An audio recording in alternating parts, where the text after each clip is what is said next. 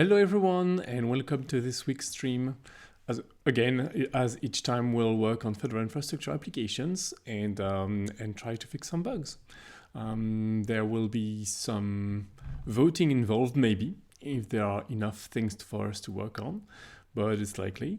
And you will be able to choose what application we work on so that we do something that mildly interests you at least. Yes, so that's the plan. And it will depend on how many people we get in the stream. So, yep, gather around. It's gonna be fun. So who's there? Say hi if you're in the chat, and yeah, I'll give you a few minutes to come by. I know that I'm not always really on time for my streams, so I'll give you a couple minutes to come in, and then we'll try to see what we could work on today. Yeah, let me look at that, by the way. So what do we have today? Oh yeah, let me fix the lights. Lighting is probably not great. I hope sound is okay. I'm using a different microphone this time, so I see the levels going up and down, so hopefully it's connected, but I'm not sure whether you can hear it properly or not.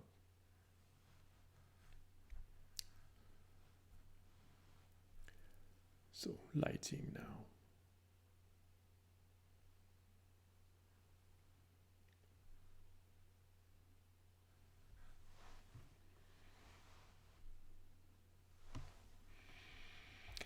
All right, that should be more, there should be more light now.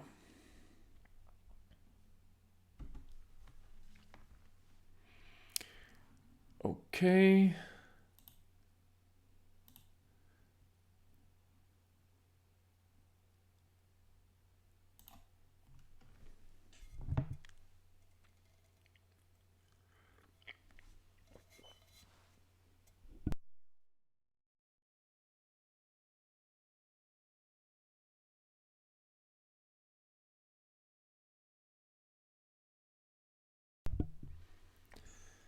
Okay.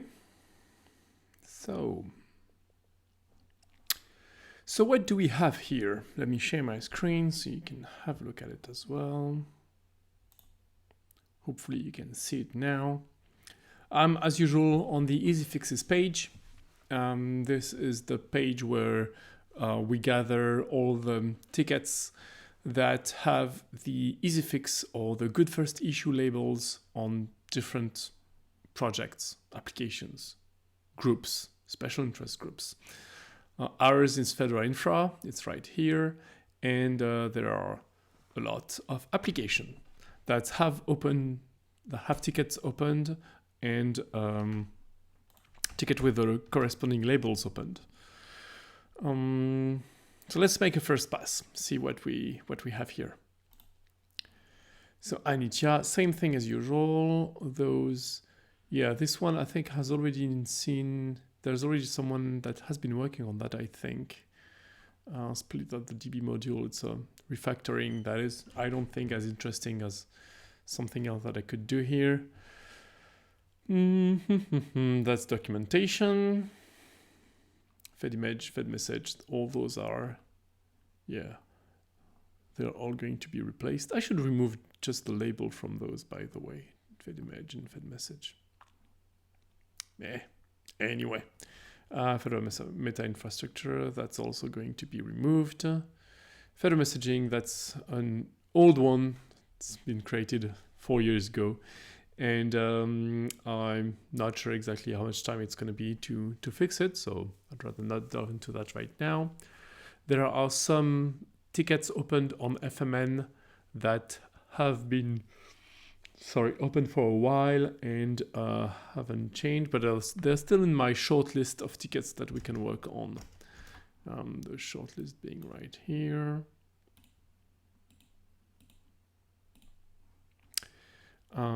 So that's already in there.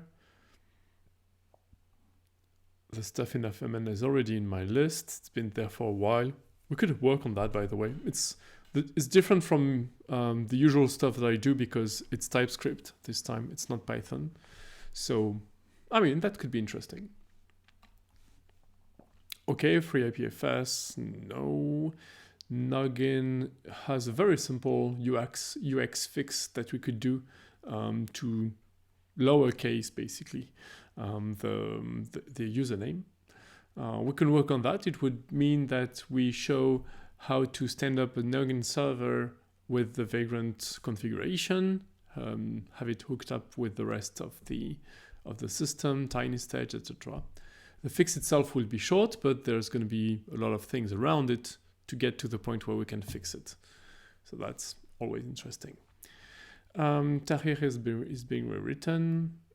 Badger server as well. Bugzilla to fed message. Yeah, there's an issue.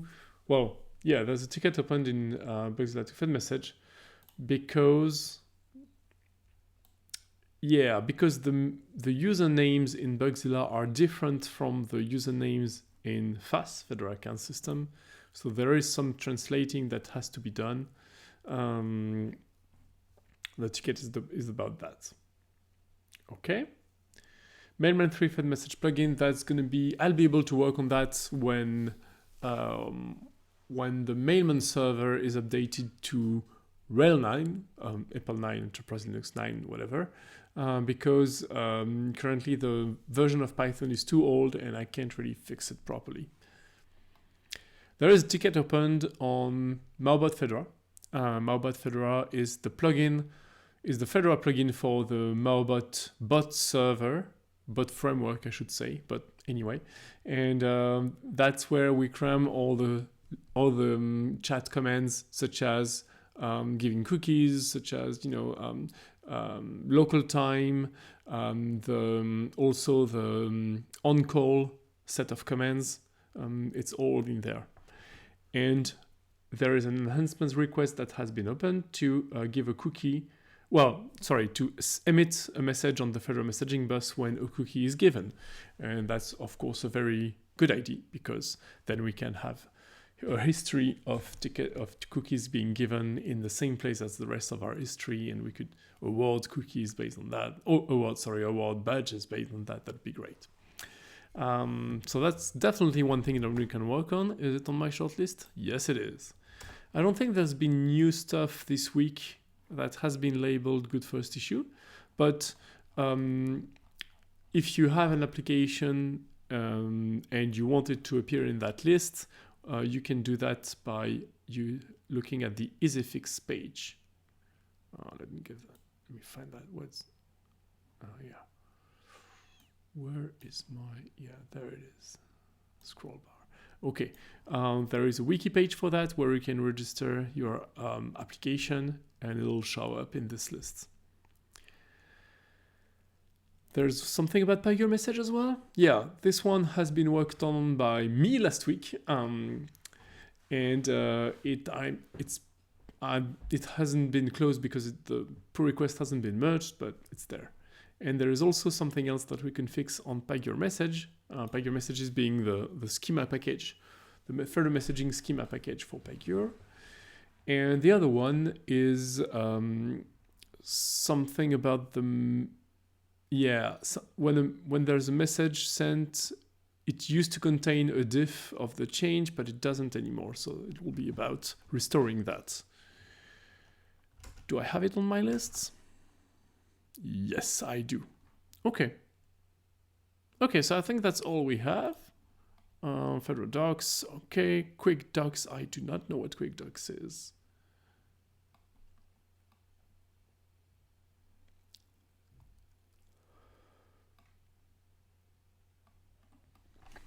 Yep, I don't know nothing about neurosig, but yeah, so I'm not going to touch that. Yep, that's basically it. Okay, so I have a set of things that we could work on. Let me check if there are people. Yes, there is people in the chat, so you might be interested in voting on those possibilities. Just a minute. Let me open the votes app, like the poll app. did it retain? Yes, it retained my last changes. So, okay.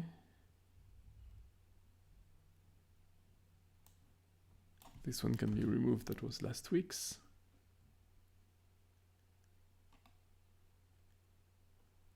And yeah. Okay, so let me send this poll. Remove option 6. Right.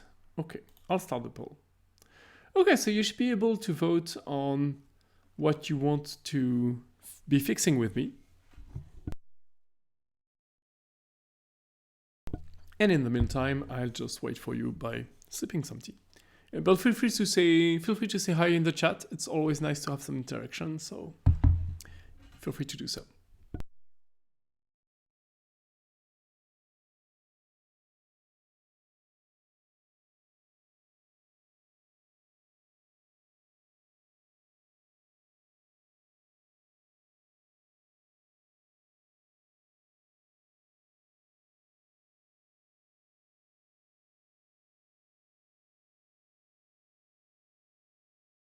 And if there aren't enough people yet in the chat to vote for the different possibilities, or if all the people in the chat are, I don't know, like don't want to vote or are too shy to vote, or then I'll just pick something.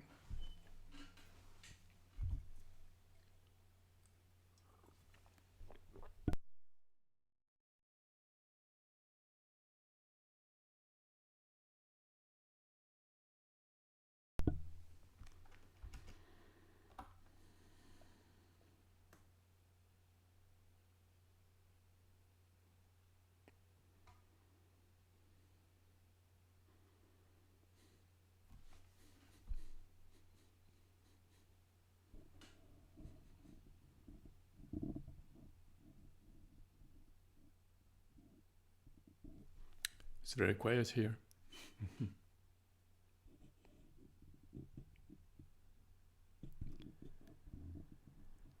So if it was up to me, I would probably pick either Maubot Fedora, because it'll be about adding Fedora messaging capabilities to Maubot, which would be nice. What else do I have in my shortlists? Oh, no, that's not the one. Yes.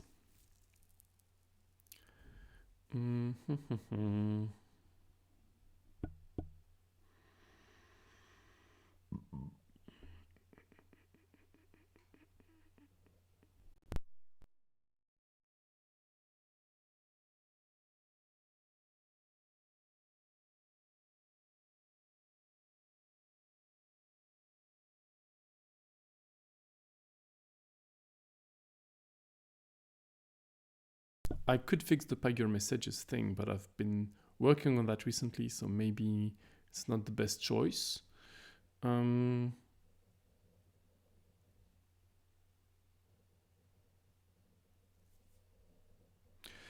the email to fast thing would be interesting. May get back to that. I think that's here, yeah.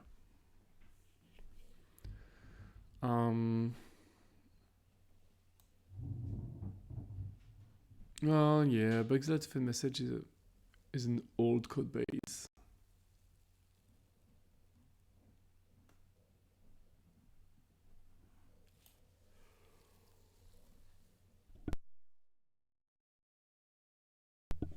So, any preference?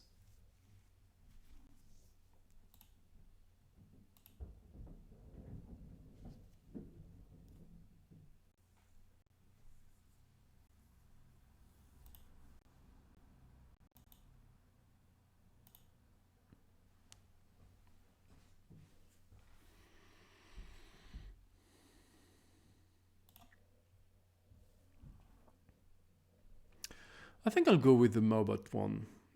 It's been a while since I fixed or added a feature in Maubot, so Yeah, I think that would be nice. If you want to do something different, then yeah, feel free to vote now. There's still a possibility to do so. I don't see any vote at the moment, so you might be able to decide alone. All right. Okay, I'll just close it now.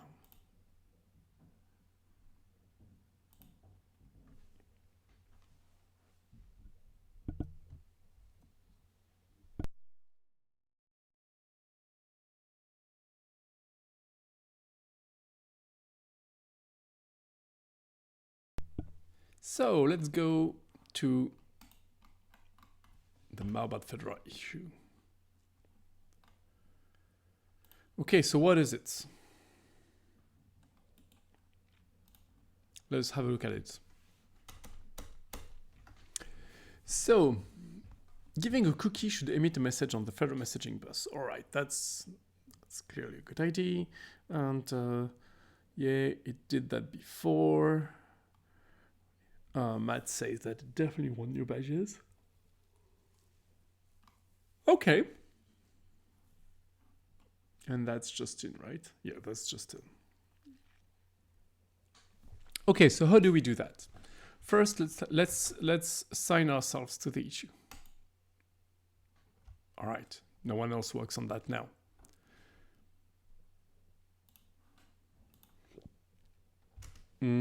Now I'm going to go to the repo.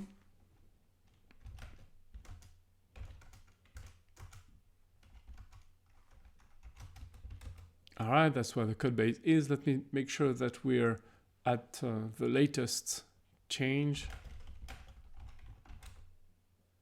Oh, do I have local changes? Oh yeah, plenty of them. What's this?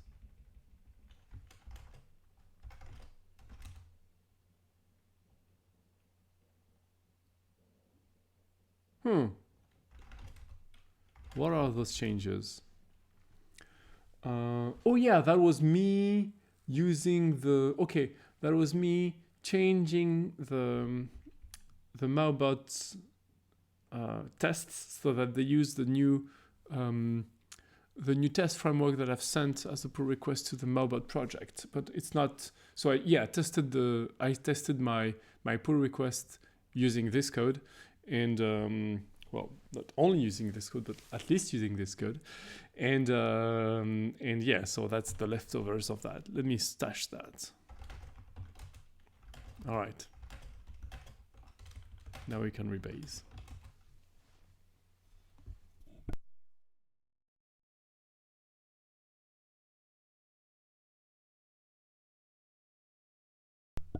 Okay. All right. Let's do Visual Studio Code maybe this time. What do you think? Do you prefer Vim or Visual Studio Code? That's the two things that I can work with.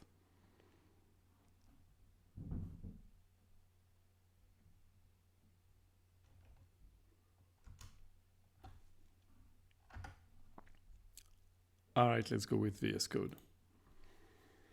Last time it was on Vim. It's going to be a bit of a change this time.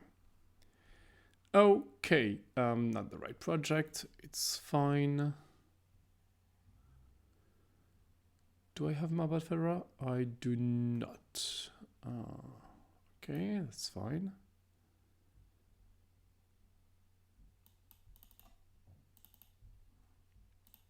There it is. Oh yeah, trust the authors, absolutely. Okay.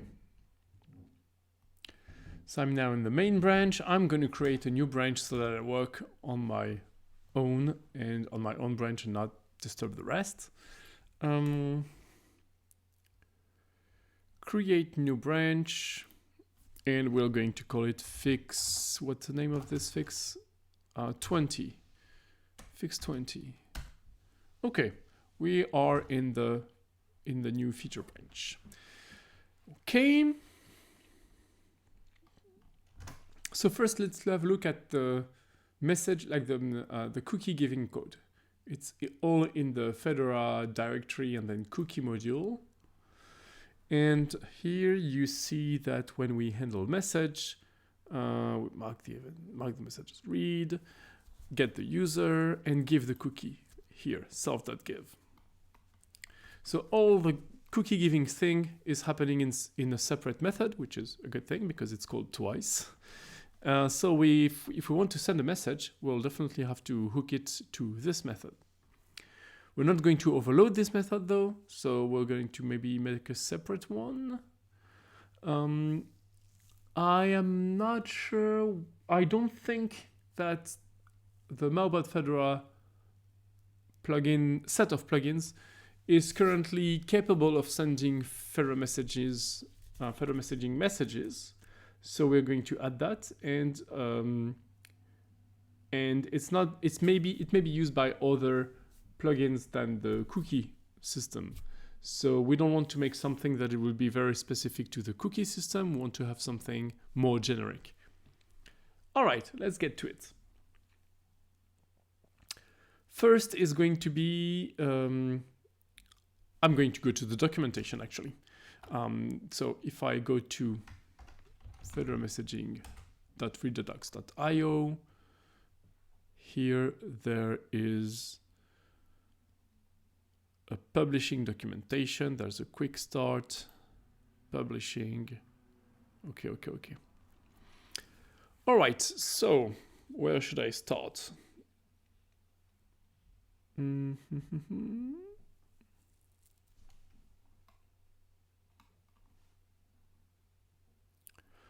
Okay, so first I'm going to have an example. Do I have examples here? Yeah, I'm pretty sure I do. Testing, command line manuals. Configuration. Right. Yeah, here's an example configuration. I am not going to touch the login config. I do not need that, but I'm going to copy the rest.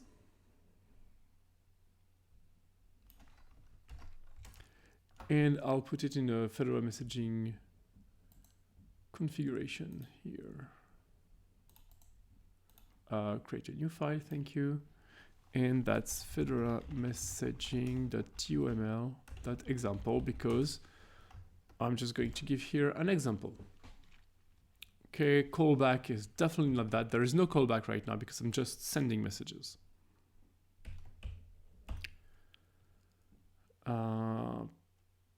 Okay, topic prefix, fine. Yeah. That's definitely not Fedora, probably key.pem and cert.pem. The application is Maubot Fedora. Okay, that's the topic exchange. I do not want a queue. I do not want bindings. And there is consumer configuration here, but I don't think I need any because I'm not a consumer. I'm a publisher. And yeah, that's it. Okay, pretty short, but that's just an example. It's not a working thing.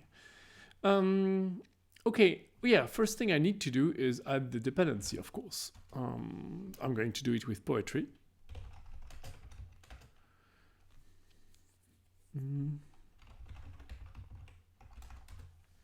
Add fedora messaging, please. Wait, what? Oh yeah.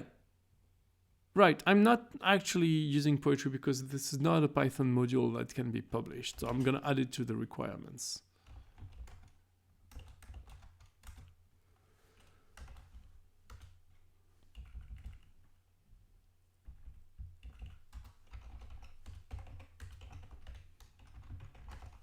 This seems to be ordered by alphabetically, so I'm gonna keep that. Okay, it's now one of my requirements. Good. Good. I can use it. And I'm going to do a separate module.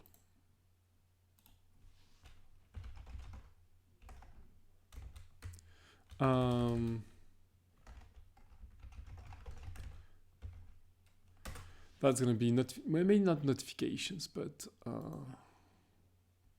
how should I name that?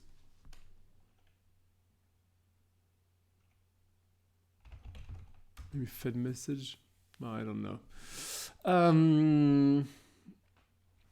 Okay, I'm probably going to have to copy some of the headers. No, I do not. Okay, fine.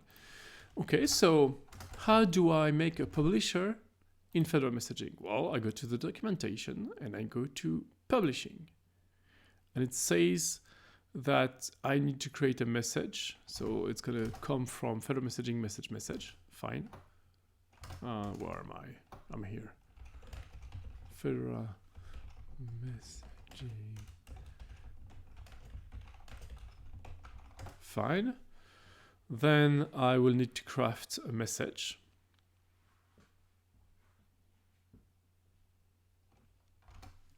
Okay. So that's going to be in a, yeah, that's going to be in a function. Okay, I'm going to call it publish.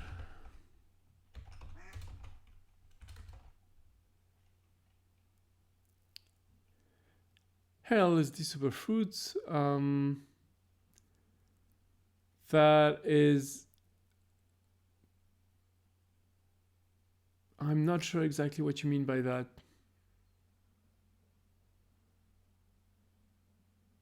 Or I'm missing messages maybe.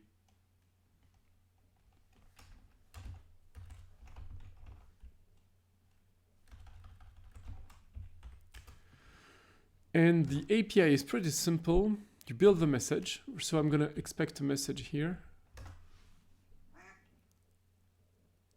Can I assist you with Python? I mean, yeah, I'm always open to suggestions. So if you want to work with, if you see things that I do in Python that aren't really how it should be done, feel free to mention it. Always open to suggestions and criticism. So it's all good. Yeah, so then once you have the topic, well, yeah, you need to define a topic. That's going to be in the message. Headers, same thing. Body, same thing. And then once you have it, you just use the API module from fedora-messaging. Actually, I'm going to call it like this. From fedora-messaging, import API and message. So actually, yeah. Hey Griddle, how are you? Nice to see you here. So here, MSG is expected to be a message object.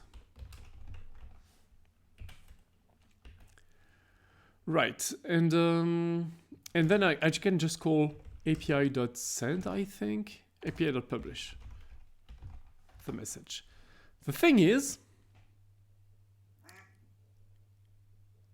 so as Superfruit says, if not I equal to, b equal not I inferior to 10. I'm not really sure what you mean by that. Anyway,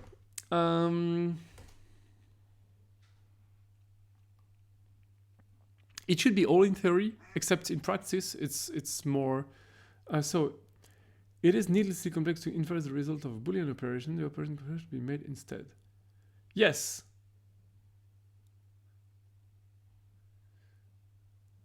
So you mean instead of saying not a equal to, I should write a different from 2? Yes, I totally agree with that. And not I inferior to 10 should have I superior or equal to 10? Yeah, I agree with that. I don't think I've made anything different, or did you see something that was not along those lines? All right, so that should be it, except it's actually more complex because we want to handle,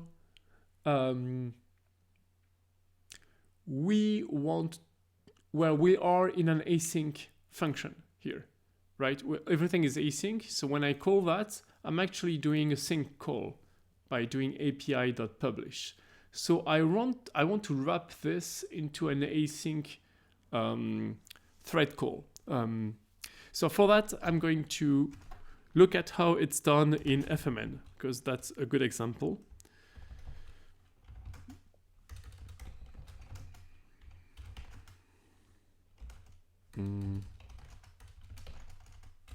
Maybe it's in core.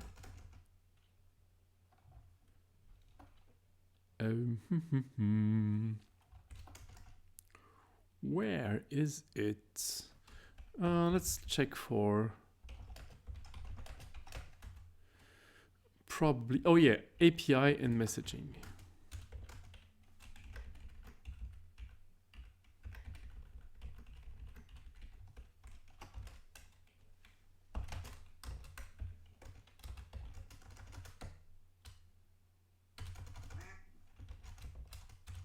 Oh yeah, it's in yeah, API messaging.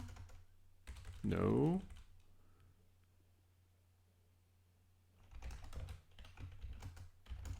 There it is.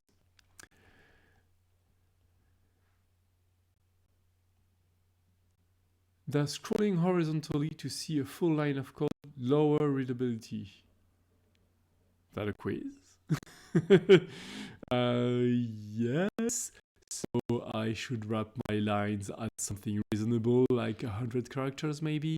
It's usually 80, but I find it a bit too short. And so yeah, definitely use some formatting system such as Black. Black is pretty cool for that. Okay, so FMN has a lot of things that you can use. Has a lot of wrapping around the publish call. See, the publish call here is api.publish. Okay, that's fine. But then it has a backoff handler here, which is going to retry this function for a few times, 3 times precisely, and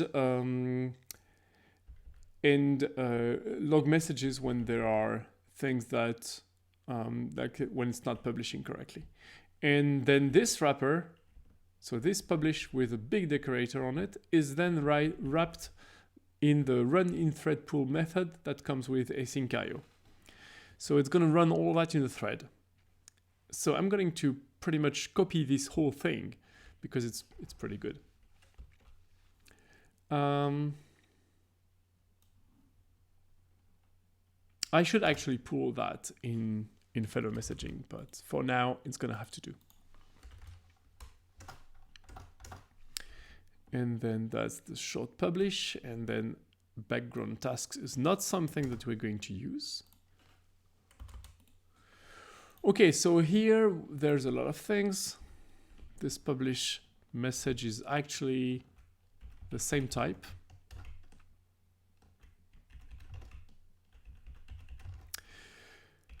Okay, I do not want to add it to the background tasks. Oh yeah, yes, okay. Actually, I do have to do that. Okay, so this module is pretty much copied verbatim from FMN, and for good reason.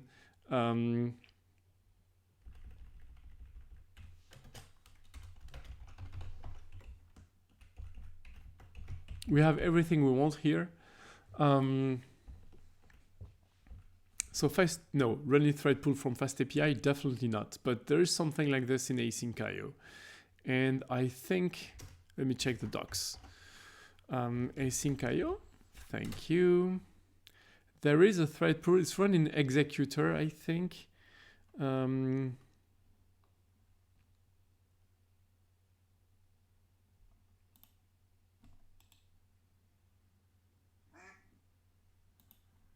Hey Linux Return, how are you? So today what we're doing is we are adding a new feature into Maubot Fedora to send a Fedora message when there is a cookie being given to someone. So it's going to be, then we can inform other applications, and we'll also maybe be able to award badges depending on that. So that would be cool. All right, running things in threads, that's what we want.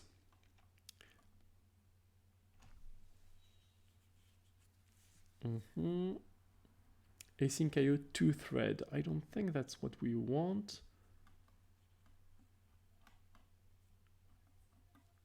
Where is the run in executor?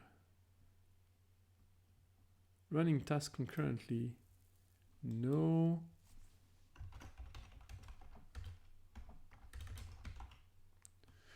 Ah, there it is. Okay, run in executor. Yes, that's a property of the loop. Good. Cool, cool, cool. All good. So here, I'm going to have to get my loop.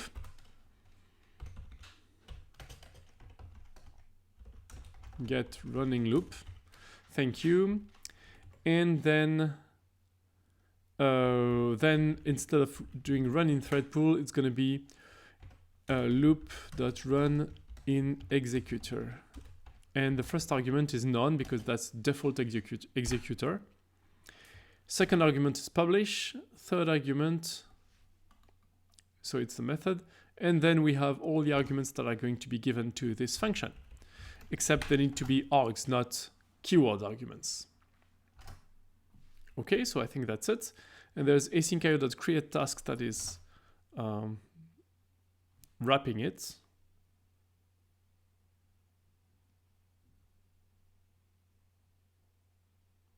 The method returns a future object, right?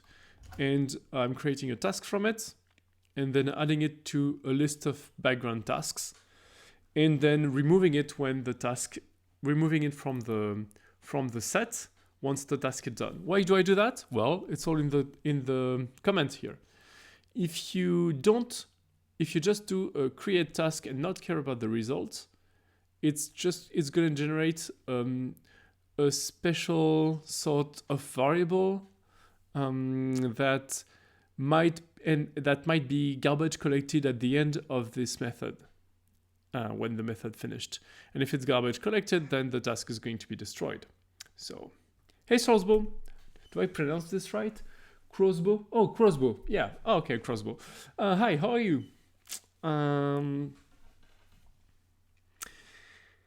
Right, so if I don't store it somewhere, it might be garbage collected and my task will be destroyed. So I don't want to do that. I'm storing it in a background task list set as a module variable and removing it from this set when the task is done. Okay, so now it's running in the thread pool, the publish method, and this publish method is wrapped by a backoff decorator, and backoff is going to retry the function if it fails, basically. If it fails with one of those two exceptions,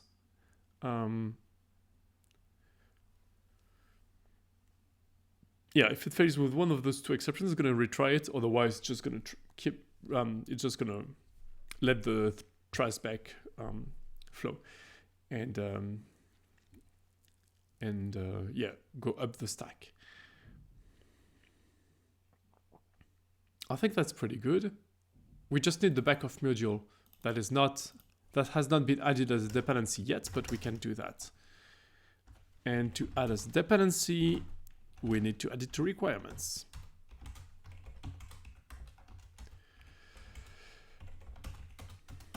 Okay. Backoff. Fine. Can you read that, or is it too small? Could make it bigger. That would probably be more readable. Yeah.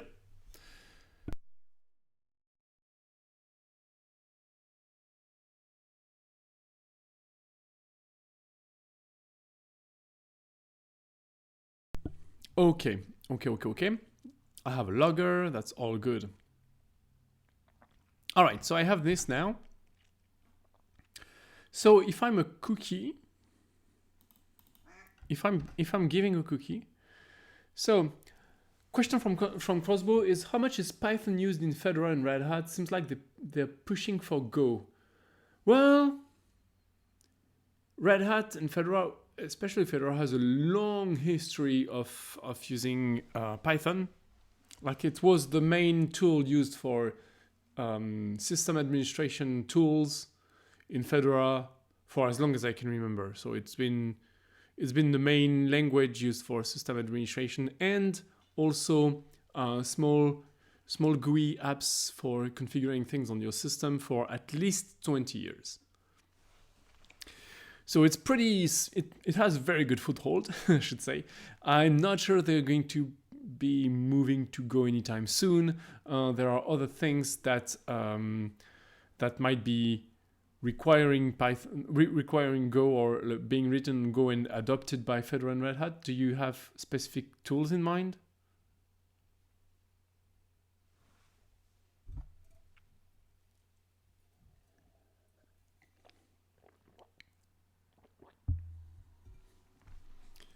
Anyway, let me follow up with the rest. So yeah, now I go back to my cookie code, and here in my give function, I want to send the message.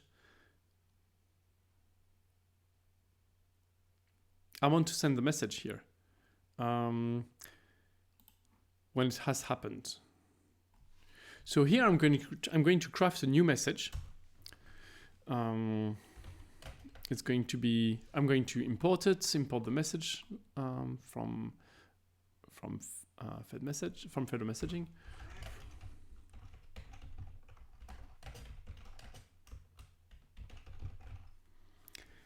So LZ Superfruit says, so you do listen a lot metal music. Well, I'm not sure I would say that. I don't listen to a lot of music in general because I'm pretty much unable to listen to music and do anything else at the same time. It always comes like to the top of my focus list. So it's like this always on top thing, but for the brain. So I listen to music sometimes, but usually not doing something else, which means that I can't listen to music all the time.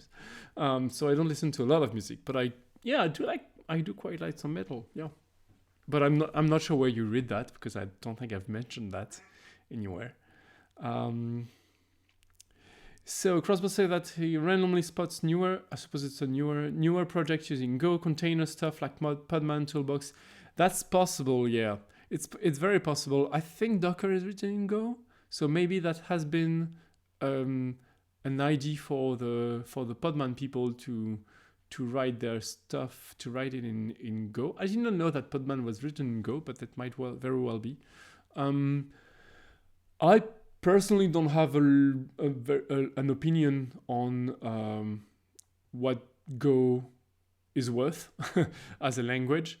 I don't know a lot of languages, so I wouldn't be really well placed to tell which one is better. I know that it defaults to statically linking things, and I'm not sure that's a very good idea, but I guess it's practical for some situations, but it feels wrong, especially in a distribution context where we try very hard to have everything dynamically linked so we can upgrade some libraries and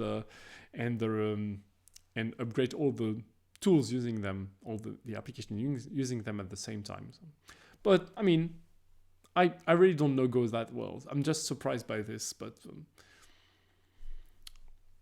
I mean, it's pretty much it. It's true that it's basically the spirit of the container where you have everything in there. Everything is you have 20 containers running on your machine. And you have like 20 copies of the same library somewhere. But it's anyway. I think there is a parallel to do between statically linking and containerization. But all right. So here I'm trying to send a message from fedora-messaging import message, and I'm going to craft the message to be sent.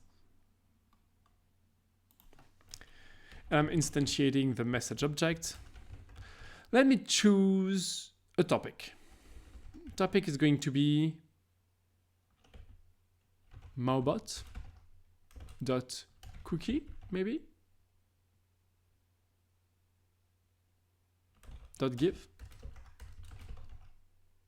Should I put a Maubot Fedora here? Fedora.cookie.give?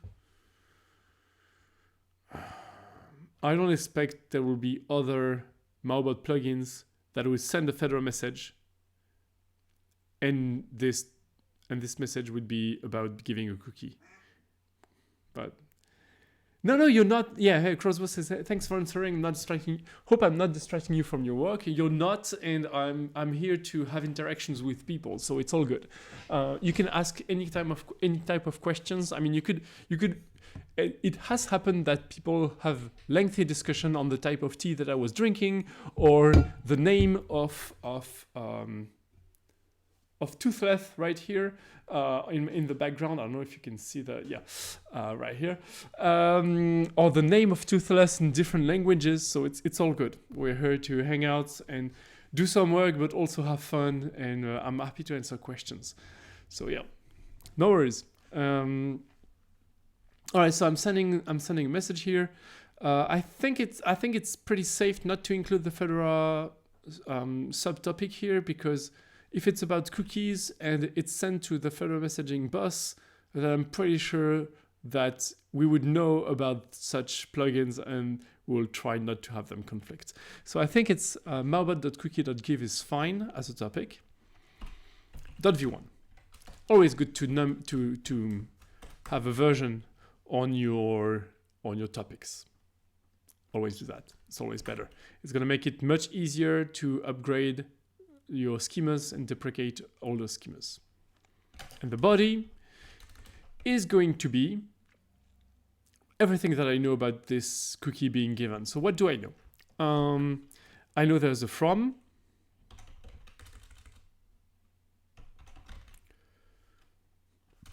Maybe giver.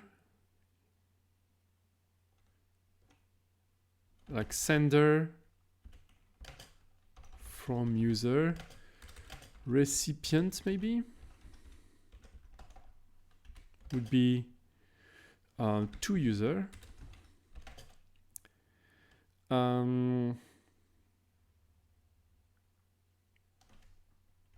Number is going to be 1 for now. I think we're only giving cookies 1 at a time, but I'll just add it for the sake of completeness.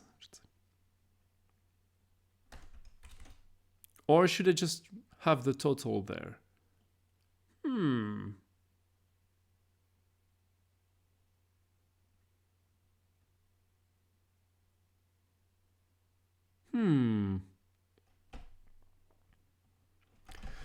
Total, that's easy.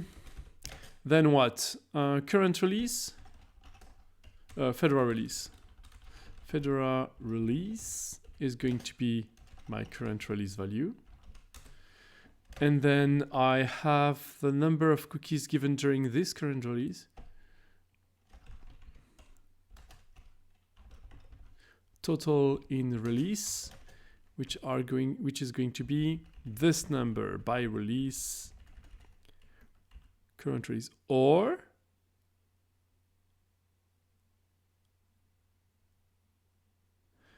maybe I should just send the entire by release. Should I send the entire by release dict?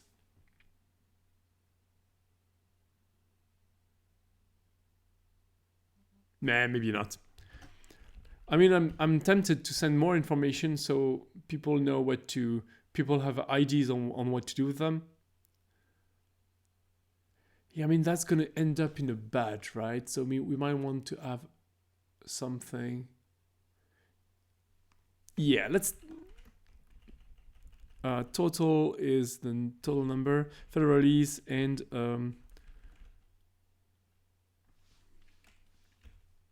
I'm just gonna add the by release, total by release, count by release. Maybe count by release would be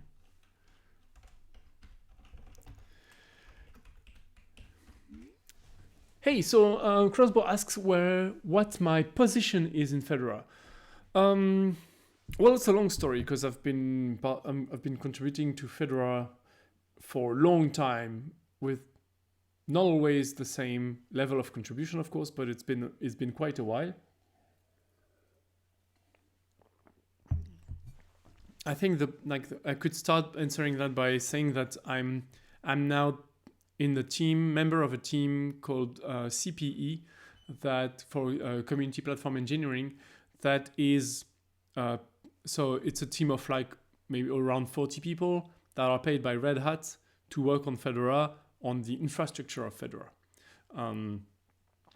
So there's people there, there's a lot of sysadmins in this team that keep the servers running and the applications running and the network connectivity running. There are people who write code, there are developers in this team, and I'm one of them. So I'm a developer in the CPE team. So I'm also, of course, a member of the Fedora infrastructure team within Fedora. But in the Fedora infrastructure team in Fedora, there are people that are in CPE. There are people that are paid by Red Hat but not in CPE. There are people from the community not paid by Red Hat. So the Fedora infrastructure is the Fedora level team, and there's a sub team in there that is people from CPE. There's I should say other sub teams in there that don't spring to my mind right now, but that might be possible. And what else? Yeah, so within the CPE team, I am tech lead for the Fedora section. So that means that, or co-tech lead, I should say. That means that I'm more or less a reference for questions on whether something is feasible for the team in the Fedora context, and how it should be, like whether or not using such technology is a good idea, or how to structure our quality control for the code that we write in Fedora, in CPE for Fedora. So there's a lot of I should say higher level things, development related things. Development and Fedora related things go through me basically, which also means but I'll also write code like everyone else, and I do these streams so that I can try to pass on some of the knowledge that I have about Fedora infrastructure applications to people in the team, but also to people outside the team. Actually, that's the reason why those streams have started, and that was because we found it hard to transfer knowledge from people who knew about the apps and the Fedora context to newer people in the team, or to newer people in the community. And I thought that it would be better to do these streams in the public so that people in the team can benefit from them, and also people from the community. I mean, I don't necessarily want to do things that are just for the team of people who are paid by the same employer as me, because we are part of your community, of the Fedora community. And I want to be able to do stuff for the entire Fedora community. That's why I went for public streams like Twitch. I am not specially attached to Twitch as a platform. I'm very happy to do the streams elsewhere if something better comes up. I do have looked into things like what's the name for that? It's on-stream or own something Fediverse related. Owncast, I think, is the name. And there's PeerTube is for, I think PeerTube is for videos, so pretty much like YouTube. And there's something called Owncast, I think, that is kind of like Twitch, where you can do a live stream and have people interacting with you. The thing is, Owncast needs its own instance, so I can only use that if I can only use that if we set up our own instance of Owncast, and at the moment we haven't done that. There is a possibility to multi-stream, that's true, but I think it will be multi-streaming to Twitch and YouTube, which have pretty much the same problem, that they're proprietary platforms supported by ads, etc., etc. If there is some way to stream to something that is an open source platform that we do not have to install and maintain ourselves in the team, then that will be, of course, preferable. We are kind of reluctant on adding new stuff to maintain in the team because we already have a ton of applications to maintain and quite a few servers to run them. So yeah, there's always maintenance associated with having new applications running and supporting the team. So that's why I went with Twitch, but I'm happy to switch to something else if there's something better that comes up, or if it becomes so popular and we have so many viewers that it's actually there's an argument to make about having our own instance for Fedora itself. But it would be great because it would mean that anybody in the Fedora community will be able to use the instance. That would be pretty cool.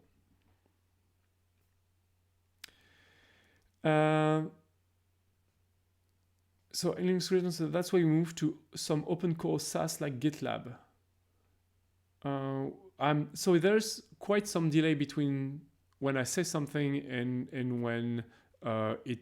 Okay, so I know why you. Okay, so now I know what you meant. I wasn't sure what you were referring to because I'm reading it like a few seconds after I said the words. But I think that's why you're mentioning that because we don't want to be hosting too many things ourselves, right? And yeah, we're definitely moving to something that is that at least has some a good open source space, such as GitLab. I do not know which part we are going to use, like whether or not we're going to use the proprietary parts of GitLab. But I'm not sure. I'm not sure we're going to go for the proprietary premium extensions of GitLab, if that's possible to avoid. Our main focus would be to try to offload the hosting and the maintenance of applications like big maintenance such as or Git platform. The main thing would be to try to offload that somewhere else. And ideally, it will be 100% open source. I think that if it's 95% open source, it's going to be good enough for us. At least it would be good enough for me. I do not make that decision. That's definitely on the Fedora Council to consider. And I think it would be still an improvement over what we have currently. So, because a lot of our applications right now are being hosted on GitHub, which is worse. So yeah. Anyway, that's a very long explanation for a question that was what is my position in Fedora. It's kind of hard to say really. I do have an official position within CPE, within Red Hat, but does it translate to Fedora directly? Not sure. In Fedora, I'm just a long time contributor because I've been in Fedora for as long as Fedora exists, basically, a little before that. But my involvement with Fedora has changed a lot over the years, especially when I was not paid by anybody to work on it. So I'm just I would say that I'm just a member of the Fedora infrastructure team, basically. Yeah, we definitely contribute where we can. I can say what team I'm a member of. I'm also a packager. Well, I used to because it's been a while since I've done packaging. I'm a member of the proven packager group, so I'm supposed to be able to know how to do packaging properly. I'm able to sponsor people at least. So I have like these two big groups, Fedora Infra and packaging, but that's basically it. I hope that answers your questions, and if not, happy to discuss that more. All right, so in the message that I'm going to send, I want to put as much info as I can, because I know that it's going to be used by people such as the badges team that want to award badges to people for some events. And maybe they want to award badges on things like the number of cookies that you have has increased over the last 3 releases. I mean, that would be a nice metric. That would mean that the person is becoming more and more useful, I should say, to the community, or like has more and more people rewarding them with cookies. So that would be a good reason to give a badge. And for that, they need the entire info, the info of the entire number of cookies that are available, that have been given to the person over the different releases. So I'm going to include them all. And I have the data here already. I mean, it's already been extracted from the database, so. Okay. My message is going to be that. Body, okay. Sender from user, recipient to user, total number of cookies, that's fine. Current federal release, count by release. Okay, do I have anything else that might be of interest? Yeah, I don't think so. I don't think so. It's fine. So this is going to be a fedora message, and now I want to import from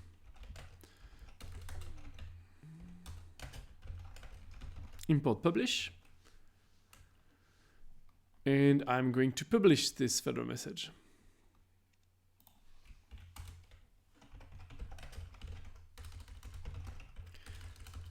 Await publish. Is it awaitable publish? Yes, it's async. It's async, but that's a bit weird. It's async, but it doesn't await anything and it doesn't return anything.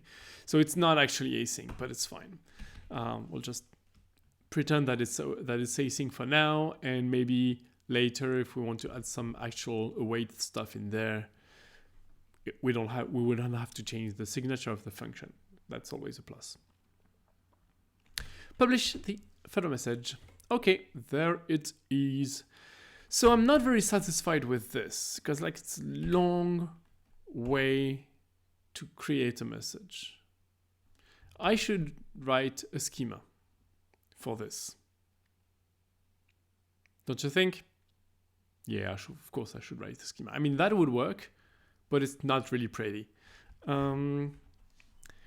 Okay, let me select an interpreter because it doesn't have any. Blah, blah, blah, blah.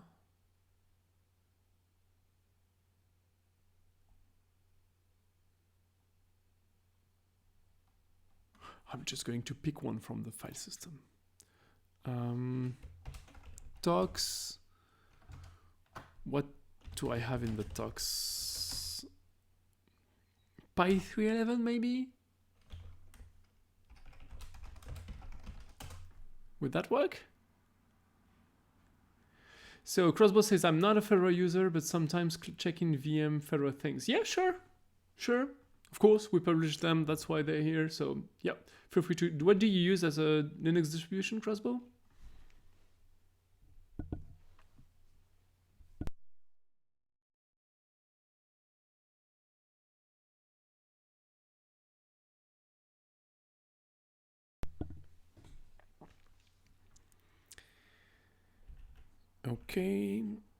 Okay, so let's check that this actually works by writing some unit tests.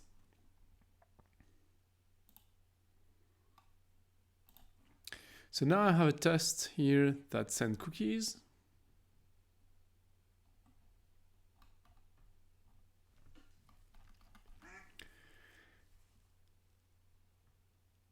Haha. So Crossbow user, Arch user. That's fine. I've never actually used Arch, except their wiki, of course, because it's great. But I haven't actually used the distribution. So yeah, sounds cool. To each their own, really. All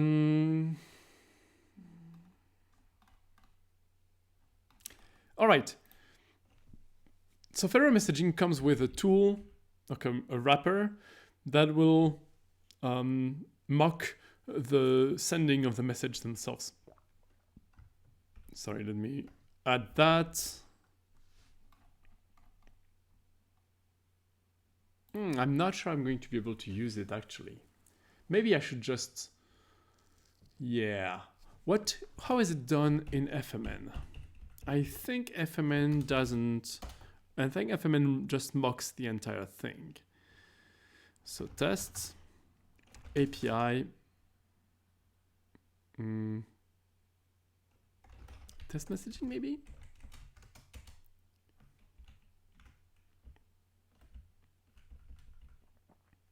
Yeah, see, it's trying to, yeah, it's mocking one of the things. It's, okay, it's mocking a lot of things, actually.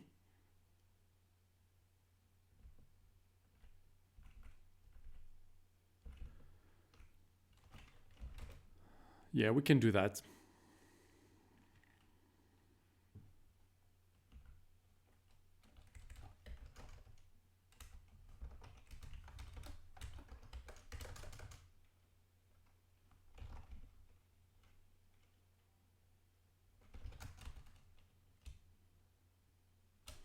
See, it's mocking the publish call. Okay, I'm just going to do to do it. I'm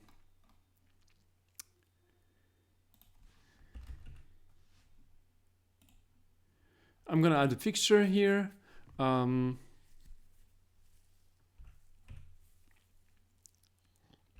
I'm going to mock. I'm not using mocker. I think I'm using. I think I am using monkey patch. Yeah, I'm using monkey patch. Okay, fine.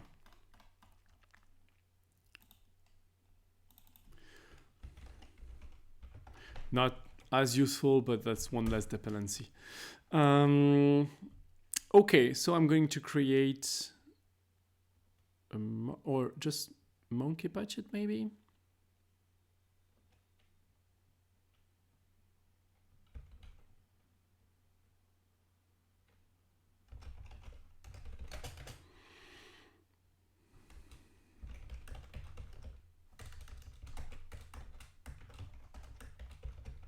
I'm creating async mock. The side effect is going to be just to validate the message. And monkey patch.set attr of, I think it's in, so it's in fedora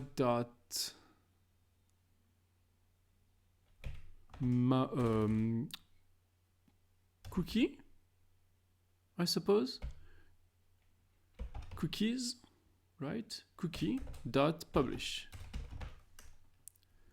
Set this to mocked call and return it.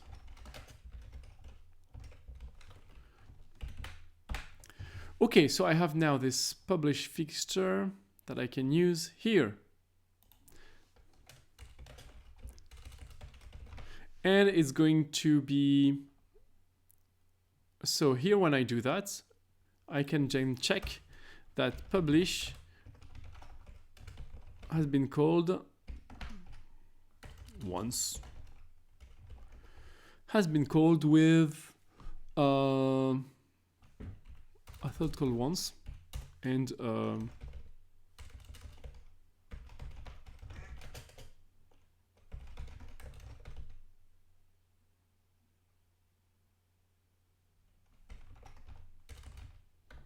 call args, I should say 0, so that's going to be the args list. Print it, please.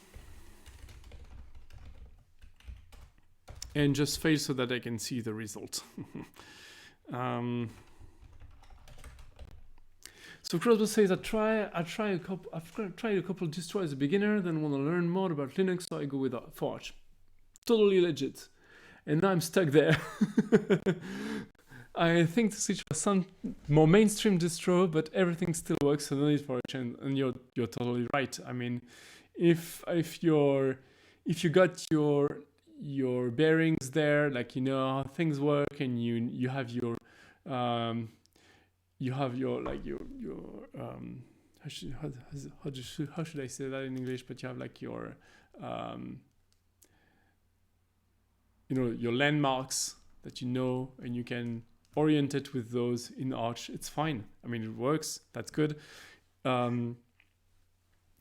Yeah, workflow. That's also that. But I was more thinking of something like where things are, and yeah, that's so yeah.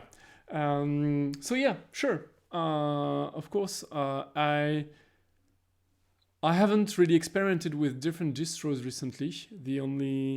The wildest experiment that I've done recently is Fedora Silverblue, which is an edition of Fedora that is based on CoreOS, or the immutable OS systems. Don't know if you have that in Arch, if you have like an edition for that in Arch. Basically, the entire system is immutable. You can change it besides the configuration in ECC. You can't add RPMs or such. It's like and the only thing you can add flatpaks, and you can have tools like Toolbox that will let you have a mutable distro available by running a container and mounting everything. And the good thing is that upgrades and rollbacks are really easy to do. You checked Silverblue in a VM like a year ago. That's pretty cool. I think that's very interesting. I had this the small computer that I use for an HTPC, so home theater PC, basically like a media box that I wanted to try this on, and I've tried Kinoite, which is the KDE edition of it. Works perfectly, really cool. I used to be a KDE user a while ago. And so that was really familiar, and I found all the things that I was used to a while ago, and that was fun. But there was something that didn't work well, and I couldn't really find that quickly. The video playback was choppy for some reason. I don't know. I tried the easy things, but I didn't find really where that was coming from. Tried installing the right graphics driver. I tried a lot of settings that I could find, but didn't find really something that was fixing the issue. It was also a beta, the beta version of the Fedora 39 release, so maybe that was linked to that. And I tried another one. I tried the Budgie editions, which are an entirely different operating desktop environment, but I really didn't find my landmarks there. I was entirely lost. Didn't know how to switch windows. Or to launch applications, or I was completely lost. So I went back to Silverblue, and everything worked well. So stayed there. Still working very well. Okay, let me run that test. I think you're right. Pretty much every distro is going to have an immutable version. That's for sure. It has really a lot of applications. There's a lot of places where it could be very useful. Also, I like to twiddle with my system and tweak things here and there, but most people don't. And so for most people, it's really safe and fail-proof, because there's no chance for them to destroy the entire system by accident.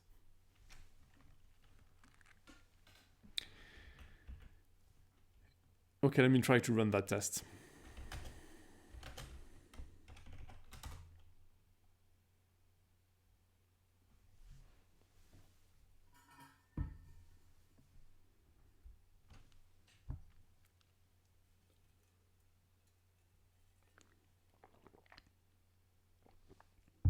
Should use a big font on this now. Is that big enough? Oh, I still have Fast API. I totally forgot that one. Do I still have Fast? Yes, I do. That was obvious. All right, let's try again. Yeah, Crossbow says that immutable distros are perfect for company schools, easier for maintaining. Yeah, I mean, if you are maintaining 10 computers at the same time, then definitely something that is designed to be similar to one another is really cool. Okay, what do we have here? I have this failure here, and it's pushed. It's published this. That's the call. Good. So now I can go to, sorry, what, not that. I can go to my test here. I know that my call is this very long call. It's fine. I can assert that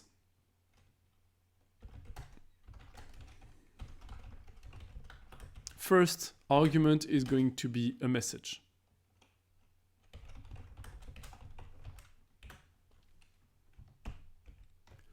I need to import that, of course.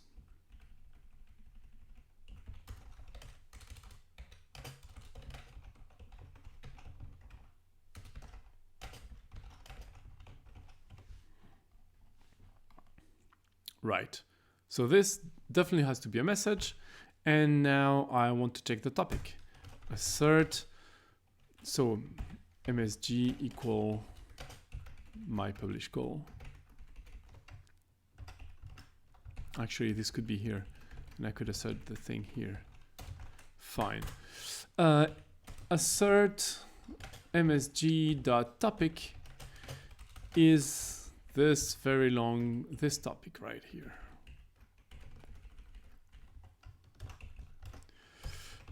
Assert msg.body of sender is dummy.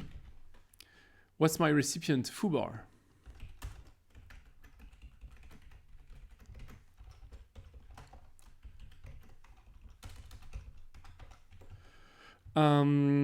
My total is going to be 1.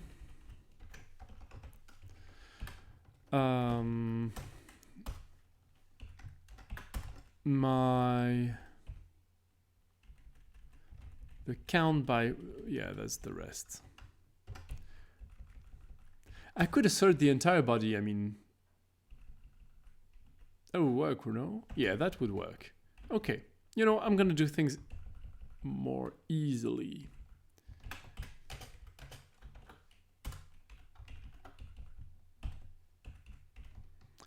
I'm definitely not going to assert the ID because that's generated.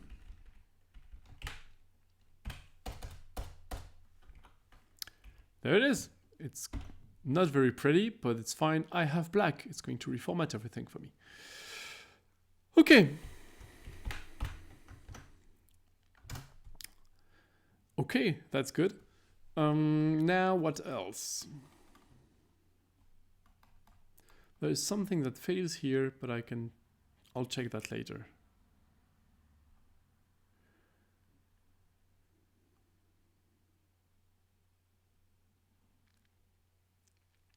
So yeah, there were other calls to this publish thing. So what do we have? Test cookie give. Yes, that's gonna work. And the other one is test cookie react. Of course, the reaction also sends a message. Give twice, give myself, cookie count, react. So I'm going to have to publish here. The mocker.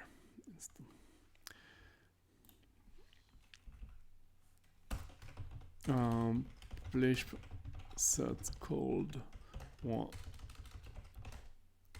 once. Suitable.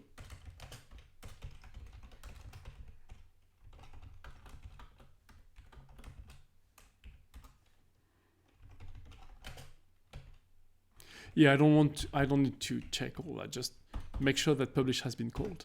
All the details have been checked in the first one, so both should work.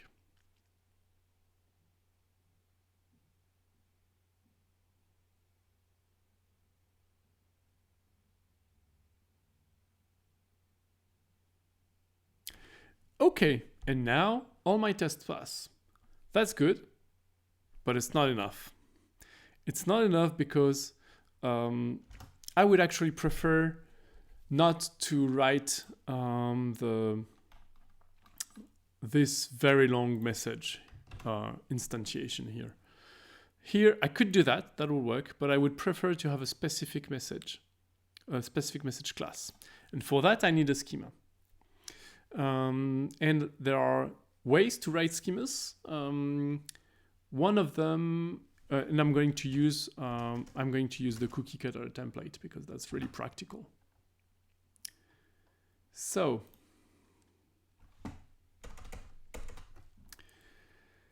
schemas.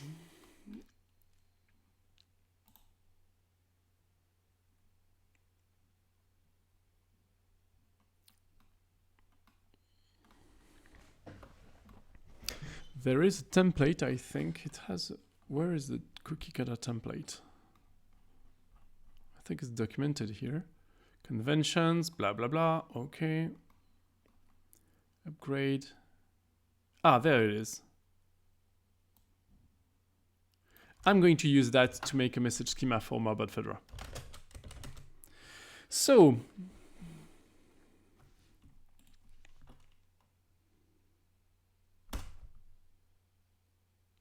name is Maubot Fedora.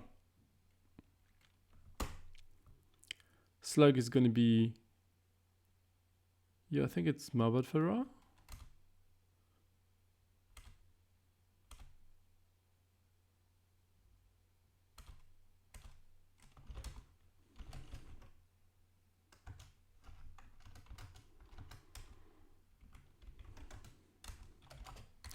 Okay, yeah.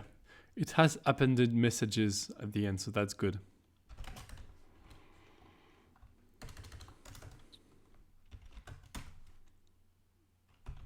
Perfect. Okay. So let's see what we have created. Let me open a new window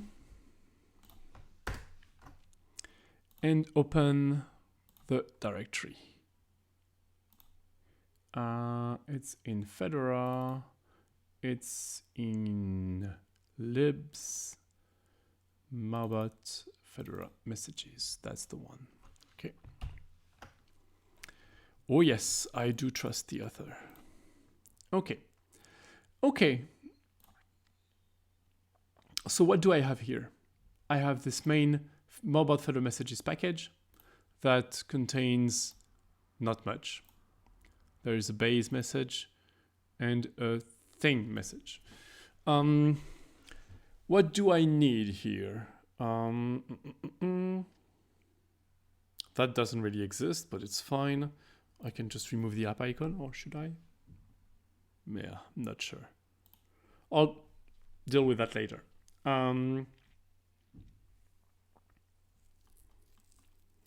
Right now, I have, instead of having new thing v1, I'll have give cookie or cookie give or cookie given. Cookie given v1, right? When a cookie is given. Fine.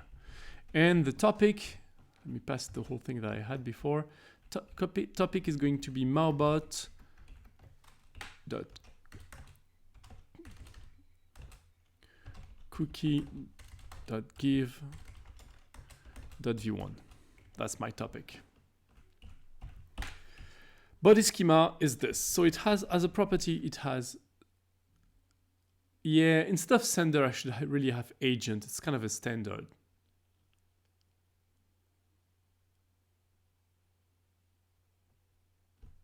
All right, let's keep it as standard. That's fine. All right, all right.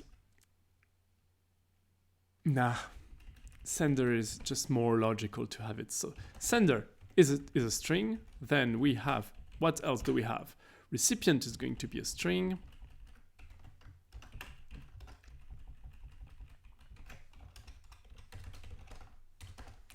Then what do we have? Total. That's going to be an integer. Do I have an example of integers in here? Number. It's called number. Type is number. Okay. What else do I have? Fedora release. That's a string. Because it has an F in front of it, so definitely a string.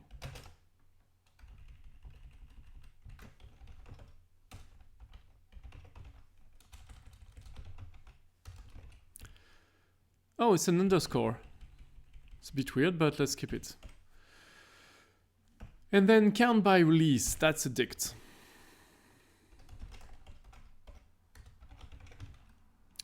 So it's an object, but I probably need to define it more, right? type object.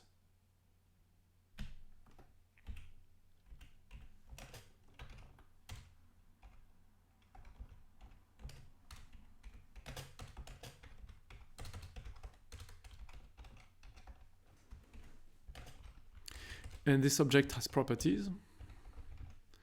And the properties are...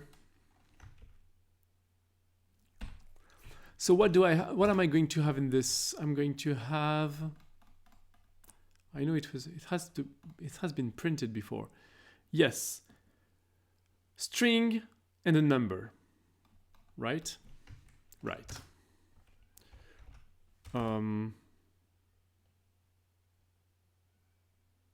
Well,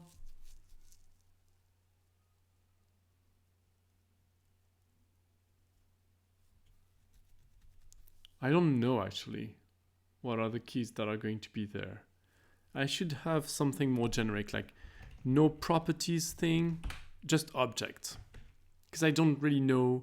Well, the properties are going to be name of Fedora releases, and I don't know them in advance, so I'm going to keep it like this. Okay, so what is required here? We have sender, we have recipient. We know we are going to have a total. We know we're going to have a Fedora release. Should I put a dash here now that I'm at it? Probably. I mean, it could be cleaner, no? Meh. Not really. And it's fine. Fedora release and count by release. Count by... Or total by release? No, count by release is fine. So Crossbow asks if I'm on the latest Fedora. No, I'm actually on Fedora 38. I haven't upgraded to 39 yet. It's been out like a week, but I've had different things to handle, and I didn't really get around to upgrading. So I think it's still. Yeah, where is it? It's still Fedora 38. But yeah, I plan on upgrading soon. The small computer that I was mentioning before is already on 39, and it's working great. So, yep. Not yet. Soon. I'll probably do that when I have some free time. Which hasn't been plenty these last days, but that's how it is sometimes. Count by release. Okay, that's good. Okay, that's all the keys are required. If I save that, oh yeah, of course. I'll save that later. Right now, I do not have a Python version yet. Okay, so there's this. String representation is going. I think I'm going to just reuse what I have in the code here, like this whole thing here. Just do. So it's not going to be from user, it's going to be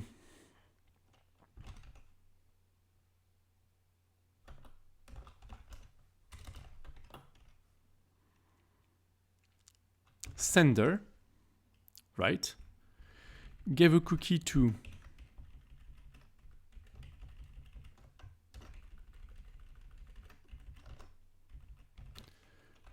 recipient.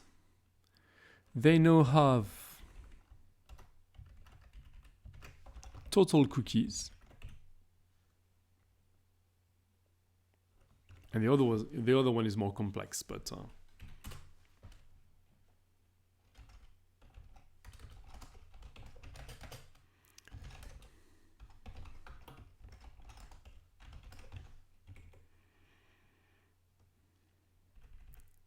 so self.body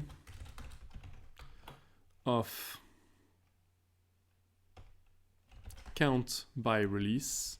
By release or by releases? By release. Count by release of current release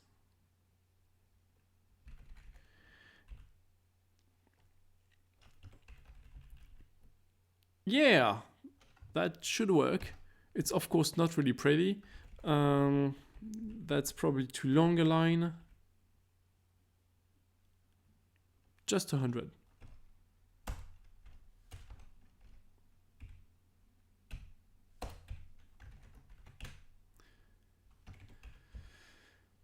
Okay. And now that I have all this here, maybe I could just use the string representation of this message inside the other one, inside here. Like remove that and just use return str of fm. That would be great. I could do that, actually. Summary. Summary is a short thing. So that's gonna be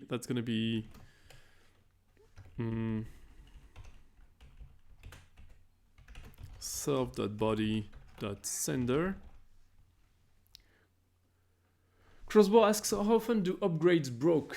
My experience in the past was not best. Full reinstall on new releases was my approach, but now on Arch I just continuously update. Yes, I think I don't think I've had a problem during upgrade for. Yeah, I don't think I've had a problem during upgrades for a long while now. Most of the issues that I have during upgrades are because of third-party packages that I have personally added. I don't know, like Zoom, for example, or other stuff like proprietary stuff, or open source stuff that I have packaged for myself but not published in Fedora for various reasons. Or even things in LPM Fusion are pretty stable. I mean, it's easy to upgrade to. I think the only issues that I've had in the last years was coming from third-party packages. So pretty stable upgrades. Usually not a problem. Yep.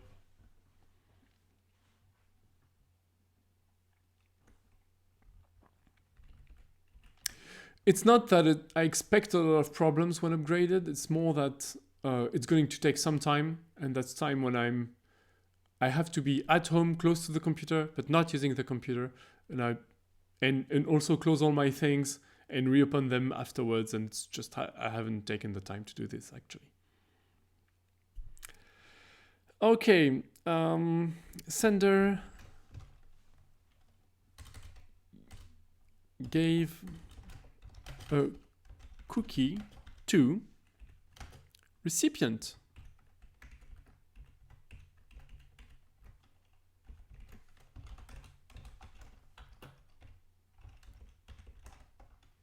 And that's going to be sufficient for now.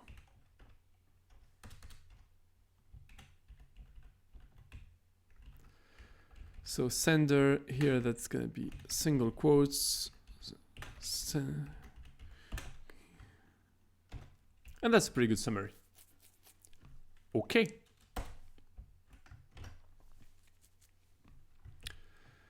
All right.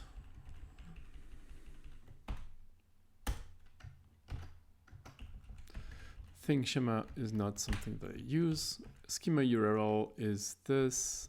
Okay, fine. Thing schema, I'm not using that anymore. App name is Maubot Fedora.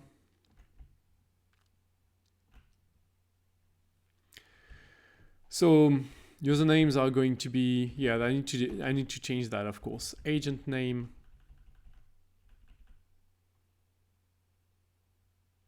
And usernames are going to not be generic.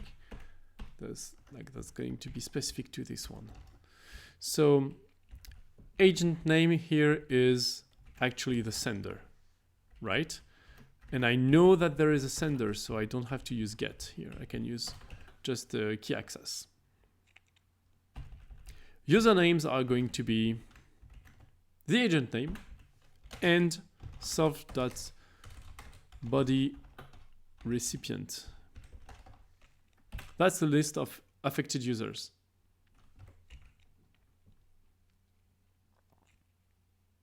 Okay.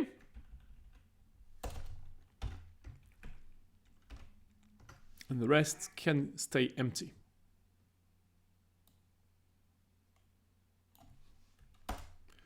Groups, I don't think so. I don't see any, so it's fine.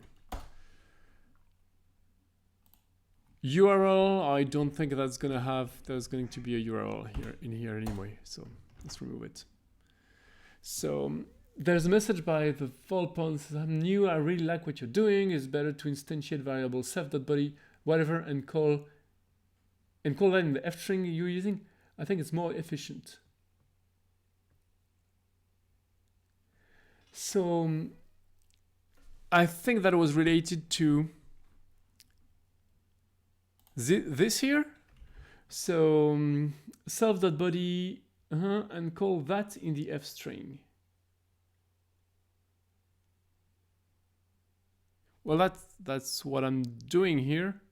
Like I'm using self.body. I'm using self.body inside the F string. No, or do you mean something else? Or did I not do this in other places? Okay, so question by Crossbow is, what is Maubot? Maubot is a framework to write bots on Matrix. Matrix, I don't know if you're familiar with it, but it's like a chat system basically, where you have rooms and you have spaces and etc. etc. And you can write bots for that. And Maubot is a Python framework for that. So it'll handle the connection and all the events coming in. It will distribute them to plugins that you write for Maubot, and the plugins will do the actual actions.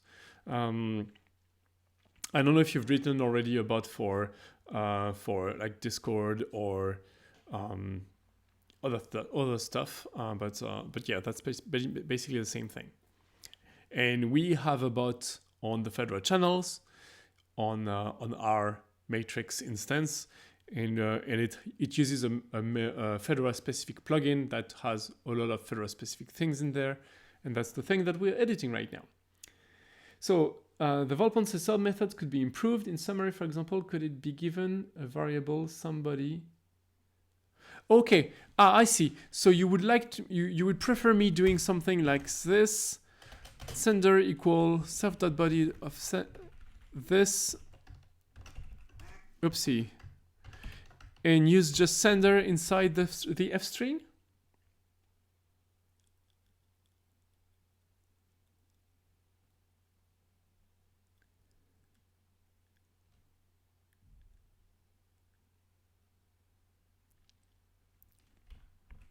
And have just sender here in the F string.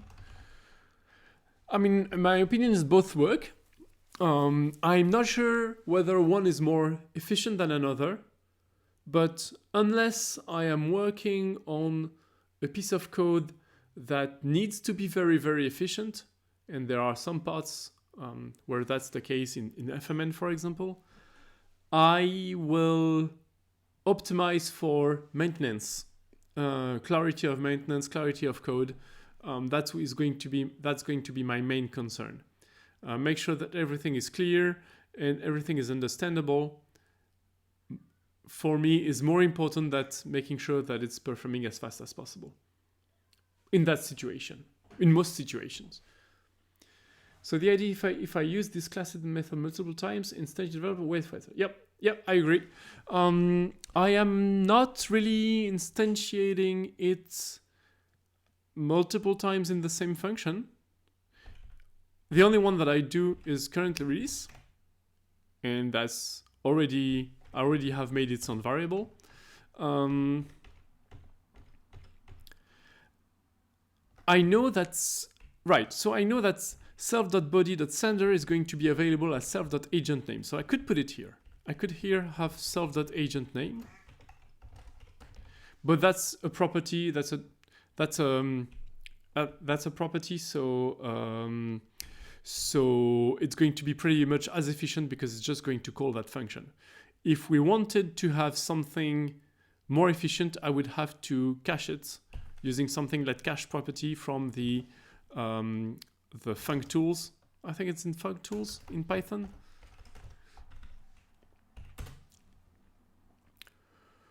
Yeah. In func tools, you have something called cached property here. That is a decorator on a function that is going to save the function result, depending on I think it's for pretty much how long you need to, using the arguments. So there's that. I don't think that is going to be useful in our case because this class is not very long-lived. You instantiate it when you create the message, and you don't access it. You don't access all those when you don't access those when you are creating the message. You instantiate it when you receive the message, and then you might be accessing those multiple times, and that's true. But at the moment, accessing a key in a dictionary is not really slow. So I don't think we'll be gaining a lot by caching this property. While we would be introducing a cache, which means that there might be some cache invalidation issues later on.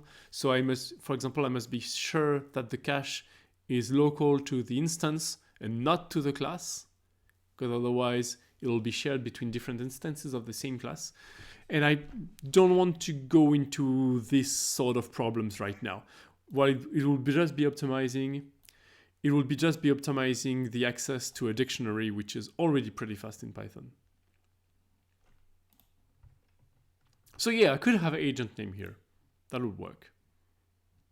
And therefore have agent name here.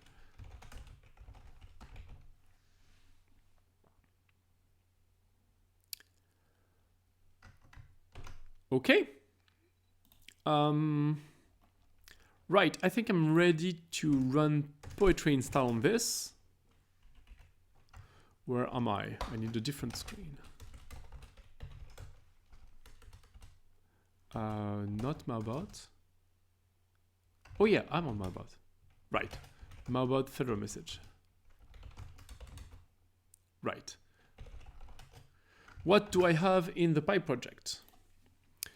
Blah, blah, blah, blah, GPL, yeah, that's fine, okay, all good, Python 3.8, fine, fedora-messaging, okay, coverage is, oh yeah, it's an extra, okay, that is weird, it should be in the dev dependencies, no?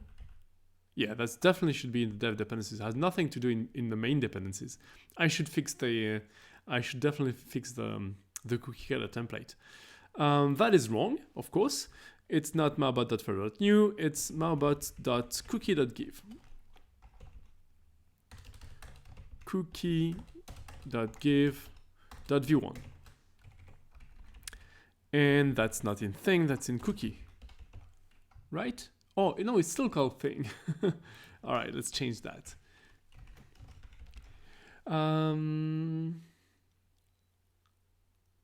Yeah, thanks. Cookie. In cookie, and it's not called new thing, it's called, oh, it's in cookie, right? So I can just call it give cookie, not cookie. I don't need to have a fake namespace of cookie in front of that, so it's just going to be give cookie v1.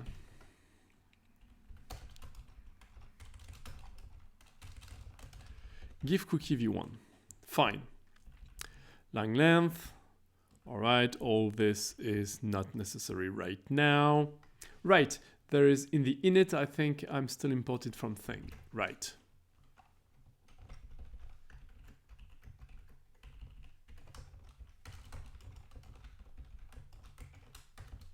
Give cookie v1, all good.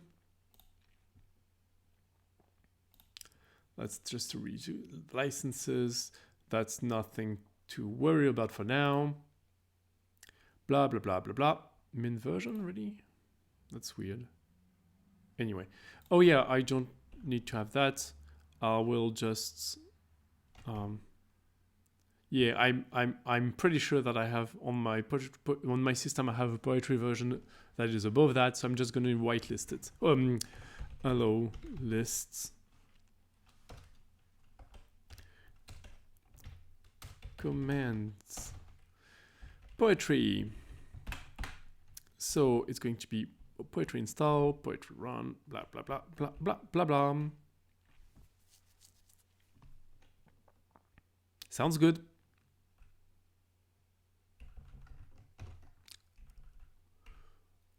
Okay, let's save all the files and run poetry install. That's going to create a virtual environment for me. I don't know if you've used poetry before, but it's really cool.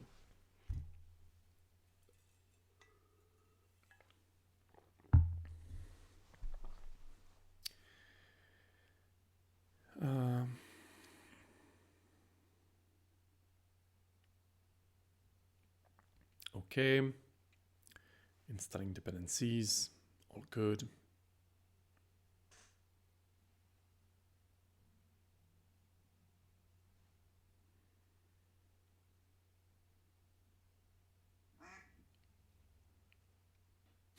Thanks, the whole pun. Yeah, if you want me to elaborate on some things that I do or tools that I use, feel free to. I'm happy to talk about that.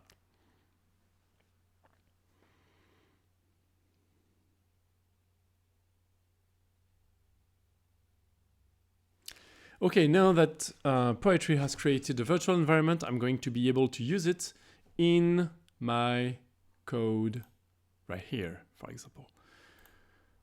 It is Python, thank you. It needs to select a Python interpreter. Where is that? No, not prettier. How do I select a Python interpreter already?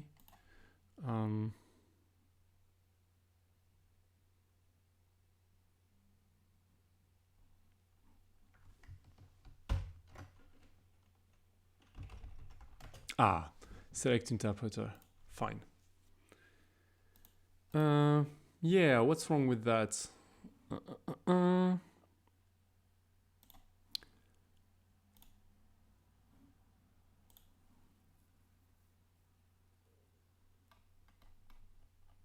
Set language mode.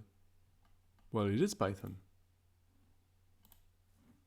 Why does it not? Oh. The server got closed. That's weird. I'm just going to, can I restart the environment?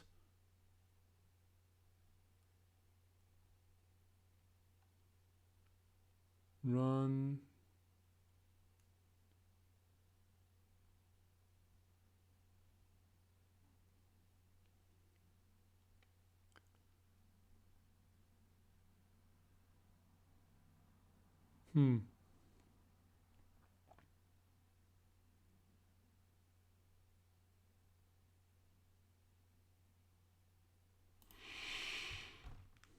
What happens if I close all the Python files?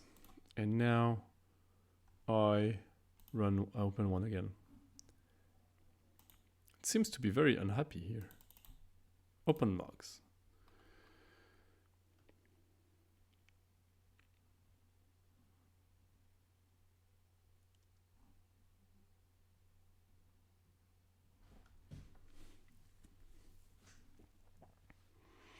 Right, the Python extension,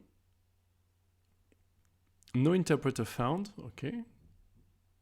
Select Python interpreter, yeah, that's fine. I want to do that. Okay, select Python, that's, no. Select Python interpreter. Python.set interpreter not found. What's your problem, dude?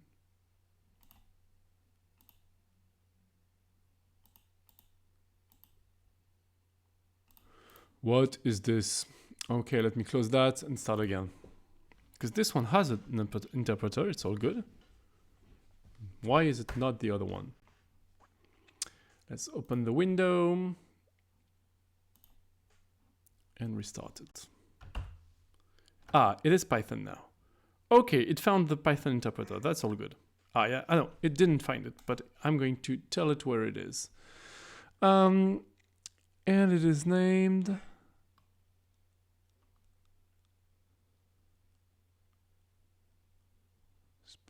No, Noggin, Maubot from... Yes, that's the one. All right, now I have everything. Yeah, I know. It should be already. I mean, I have the extension. I think the language server crashed and I can't restart it for some reason. I don't know why, but eyes closed and reopened, and indeed it worked. So it's all good.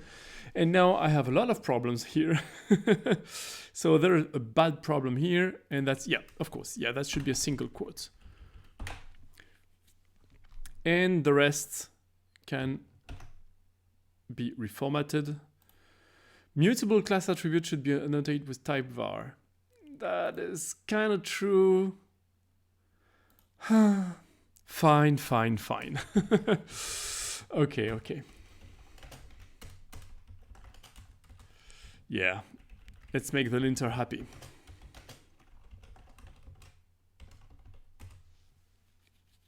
There you have it.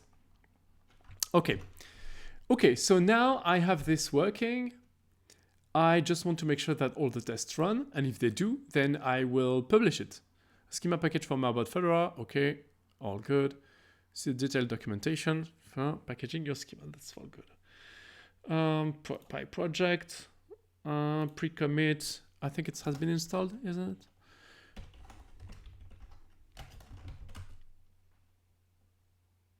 Oh, I'm not on the Git repo? I am not on Git repo. Let's create it. Git init. So in Git, I always, like, the first thing I do when I create a new repo in Git is have an empty commit in there. It's a bit special. Git will not be happy if you try to commit nothing.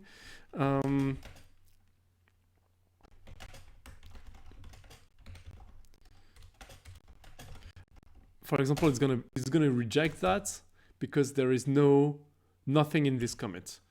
But I want to have an empty commit. So I add allow empty.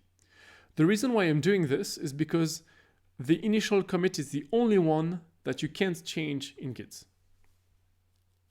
All the rest you can change using rebase. But the first one, nope, you can't. So I always do an empty commit first. And then I can add the rest.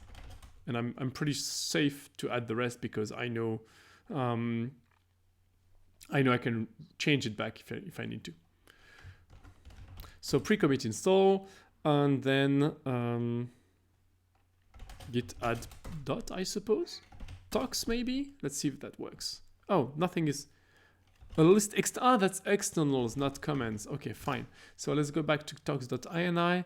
It's allow list allow externals. How is it? Allow list externals. That's how it's named. Let's try again now. So the open ask is, so close reference, I can change the rest. Yeah, so I can change the rest of the commits. Yep. Like if I make a mistake somewhere, I can always rebase, like do a fix up commit for any commit except the very first one. That's why I always do an empty commit first.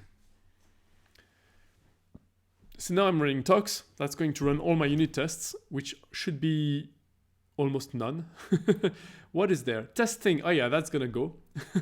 That can't work. So it's not going to be named testing. It's going to be named. It's going to be named test cookie. All right. From dash. Well, no, that's not right. From but fedora messages dot import give v1. That's nice. Question about the f string. Do they work with? Yeah, they work with both. They work with single quotes or double quotes. But if you want to use quotes inside the f string, such as here, to access a key of a dictionary, then it has to be the other quote. You can have single quote here, double quotes here, or you can have double quotes here and single quote here. But it has to be a different one, except for Python 3.12 and more, because I think that they reworked that and it's more robust. The inside is more robust. It's parsed specifically in its own thing. So, and you can have the same quote or double quote. But usually until Python 3.12, you have to have the other one. So yeah, that's phase, of course. Agent, dummy user, no, that's going to be sender. Dummy, recipient, foobar. What do I have? Current release, 39.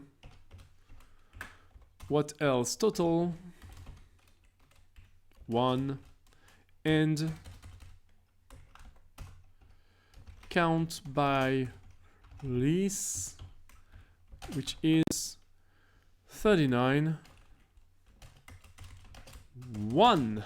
That's a standard message. So thanks, super interesting. I kept concatenating the strings with plus. Yeah.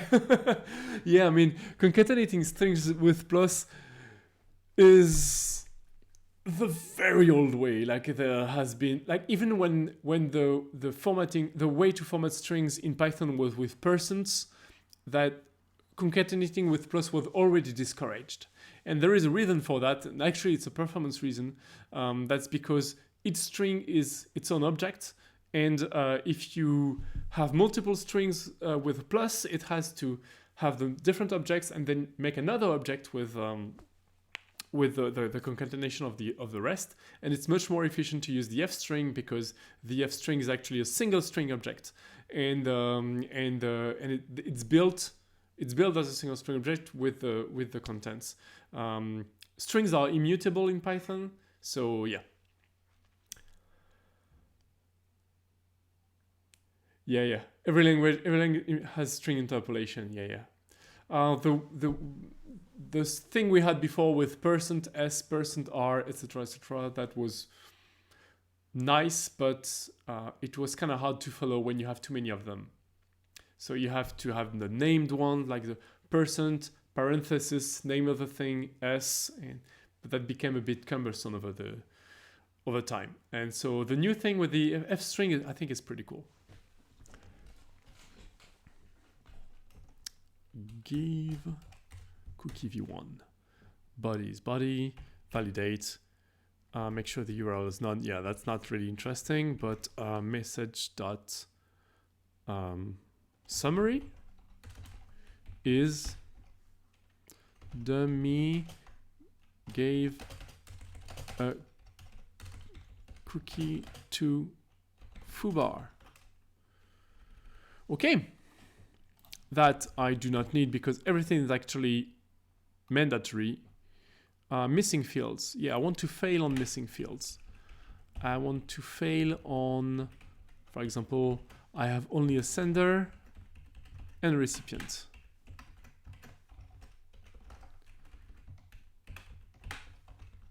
That's clearly not enough. So that should fail.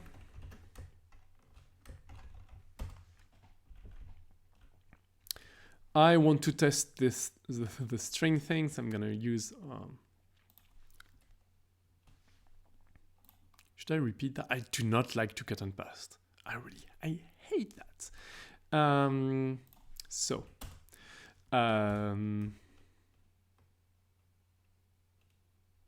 Dummy key given.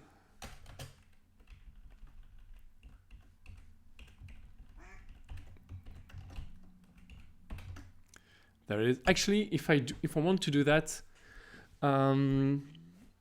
yeah, I could try that. If I want to do that properly, I shouldn't have a variable right here. I should have a fixture. And the reason for that is that if I use a fixture, I can change it, and it's not going to have side effects like changing my module level variable. So I'll just do that.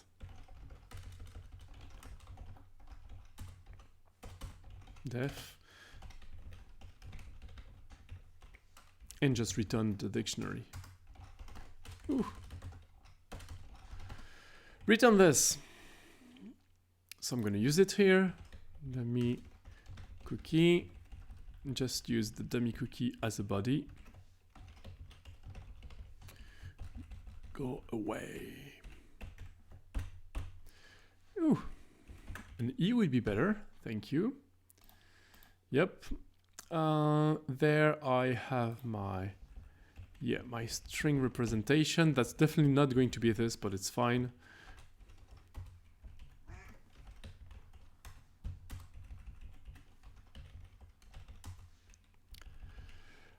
So you are using the wrapper without the library, or I'm missing something.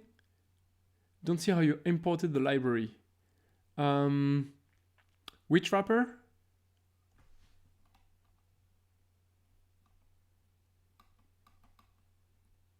In which library?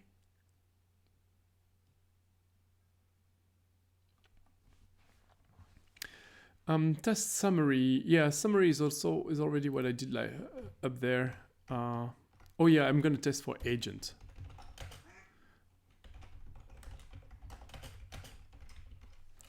And that's going to be my test for the summary.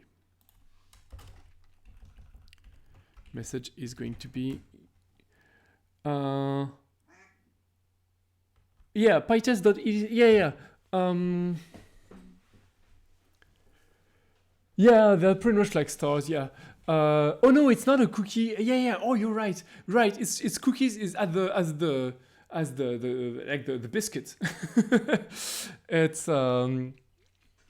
hey everyone. Hi. So it's cookie as in the name of the biscuit is just like giving cookie. It's like being appreciative of somebody's actions, for example. It's not like the cookies from HTTP requests.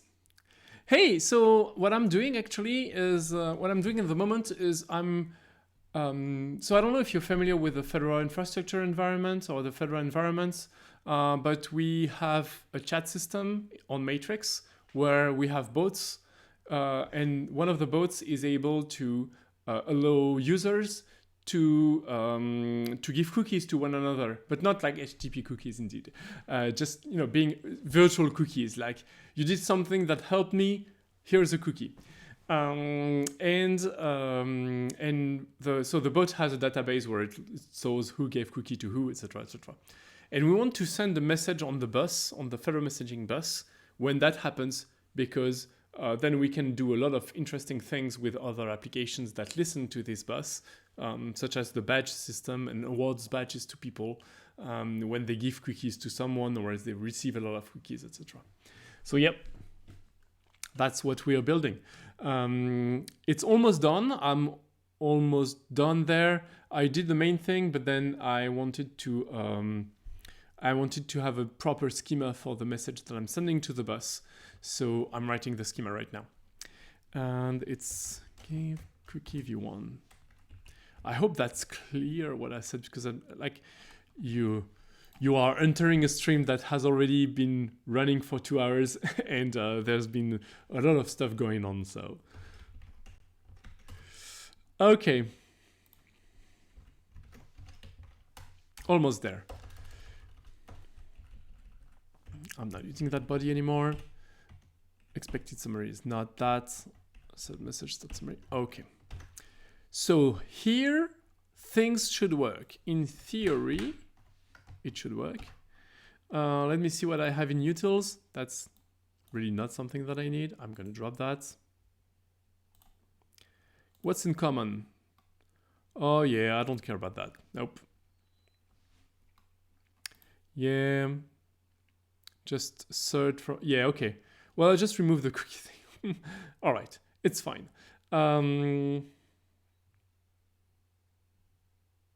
Yeah, I'm just gonna use this dummy cookie fixture here, move it to a new file called conftests. Conftests with an S, I'm not sure. I don't think it has an S, does it? No, it doesn't have an S. So conftest is a special module that pytest is going to import and look for fixture in there. So if you want to have a library of fixture, you can put them all in conftest. and PyTest is going to find them. So I'm putting my fixture here so I can reuse it in a different module. Not in that. I will need no Maubot Fedora. Maubot Fedora messages dot not dot import give cookie v1. Yay. Okay. All good. So I'm creating message now. Give cookie v1. The body is going to be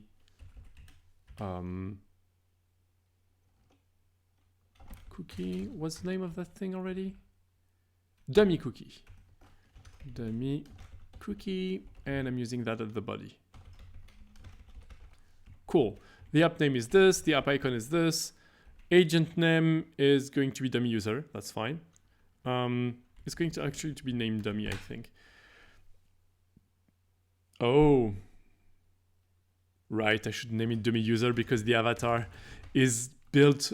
I don't want to recreate this whole hash, so I'm just going to use dummy user because I'm lazy. Dummy user here, and that's gonna need updating all the rest. There's one here. No, that's fine. That can crash. This is going to be wrong, so it's all good. Dummy user. Okay. So that's right. That's right. Usernames. Oh yeah, I want to test that usernames. The usernames in cookie. So basically, that's a test for the summary, and I want a test for the usernames.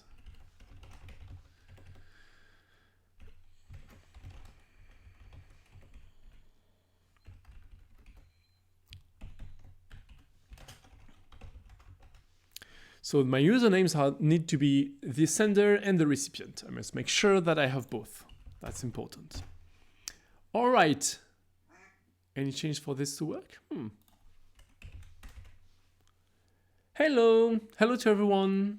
And thanks for Kid Billy. I don't really know what you do usually, but I'll definitely have a look. All right. I don't know where you guys are coming from, but that's... Where is my Fedora? Oh, you mean, yeah. I guess I don't need a Fedora actually. So I'm gonna be way too hot in a few minutes, so I'll remove my hoodie. Even though it does look kind of more hackish to be hacking on a computer with a hoodie, especially if it's a Red Hat hoodie. That's fine. All right, let's test the tests.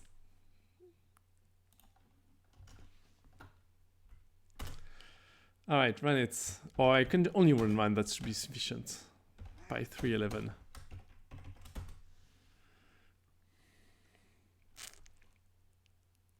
Okay, some of them work, some of them fail.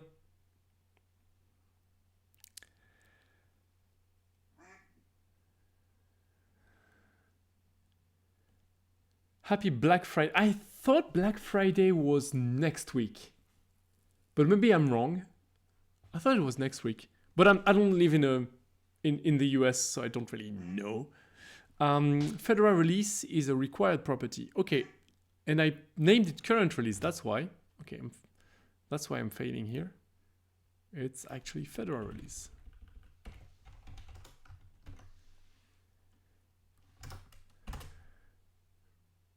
Change logo.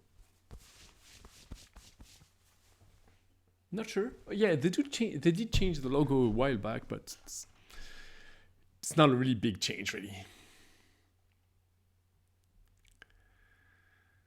Did I pick up any deals? I haven't really looked into that yet. Oh, they changed it to start 7 days early. Really? Huh. Okay. Fine. I'll probably have a look at the things that I wanted to buy and waited for all the sales to be on, but not sure I'm not sure I'm going to do a lot of that anyway. So it lasts a week. Okay, so it ends on Black Friday. Huh. Funny. All right. Has no attribute agent. Oh, that is weird. It should have an attribute agent.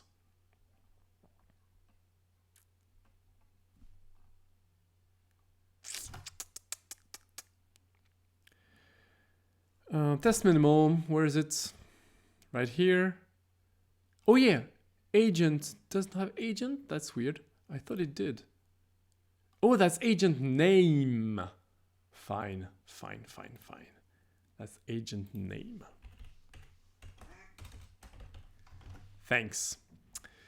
Any tools you recommend a must-have to buy? What sort of tools? What kind of tools do you mean?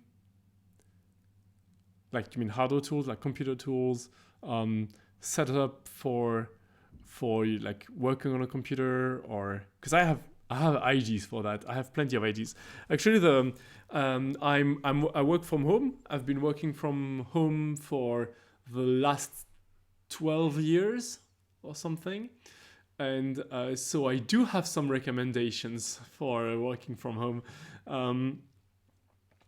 I think one of the most useful things that I bought was ergonomic keyboard and ergonomic mice. My mouse is, I can't really put it, can I put it in front of the camera right now? I'm not sure. So it's a mouse that it's like, so it lays on the desk like this, and you put your hand like this on top of it. So your hand is not parallel to the desk. It has an angle, and that really has saved my forearm and wrist for a long time. That's pretty useful, so I really recommend those. That's really been a game changer for me. My keyboard, I can show you that on screen, but it has a split set, so I mean, maybe I can, maybe if the cable is long enough. Woohoo! There you go. It has a split set of keys. Not sure you can see that properly. And it's a very old one. It's like it's a Microsoft keyboard that I bought a long time ago. But it's really useful for me because, like, otherwise my hands are like this, and I do have shoulders, you know, so they can't. It's more aligned if I put if my hands are separated on the keyboard, and that's just much better. But I think one of the most useful things and most expensive hardware things that I bought tools recently is the standing desk. I have a standing desk. I can show it right now because when I'm streaming, I have the laptop connected to a different place, and it's going to be, or is it? Or can I maybe? Let me think. If I'll try to raise it, and if all things fall apart, then I'll stop. But basically, I have a desk that has a motor in the. Yes. Does it work? Yes. So there's a motor in the feet, and it's able to rise to a size that is really comfortable for working when I'm standing, and that's really useful because I spend a lot of time on my computer. So sometimes when I'm on I took the habit of doing all my meetings standing. That helps me stand up most of the time, a lot of times, and at different times during the day, and that's really cool because otherwise, being sitting all day long is really not good for your body.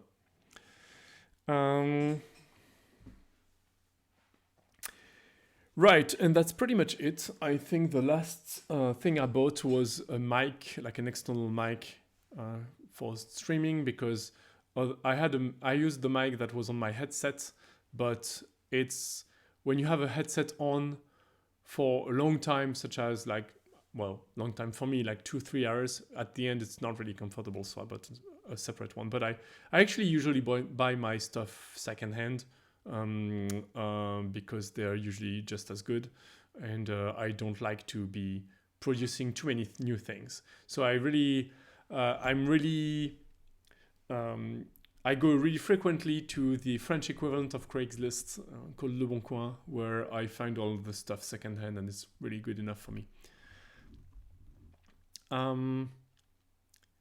Standing desks are not cheap. Yes.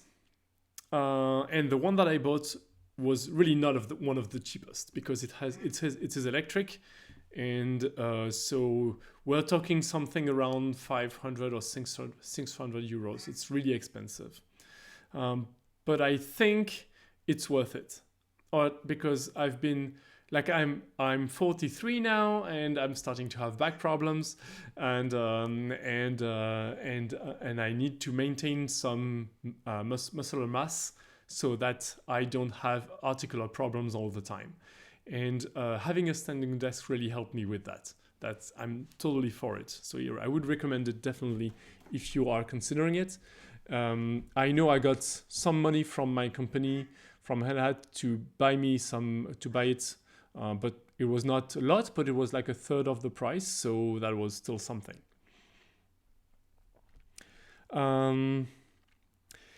Yeah, can't really escape aging at the moment, at least. So yeah, definitely need to take that into account. After 35, your joints are really not as good as they were before, and I really realize that now.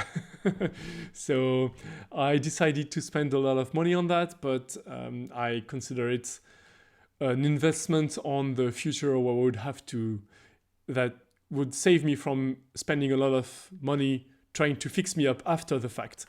So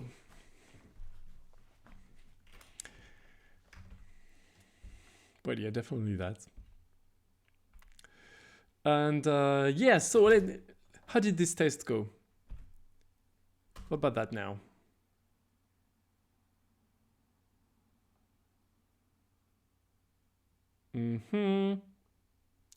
Test cookie, string, current release. Yeah, there's no current release, of course.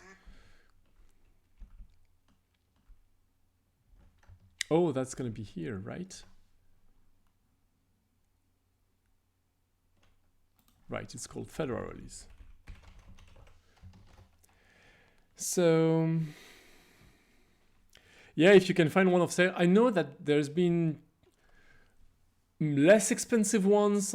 I saw less expensive ones on IKEA.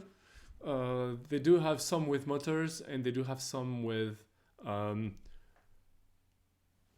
what's the name for that?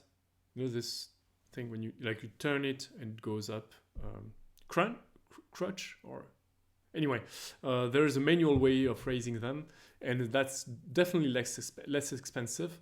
But I've spent more on the electric one, because I knew that if it was work to lower and raise the desk, I would never do it.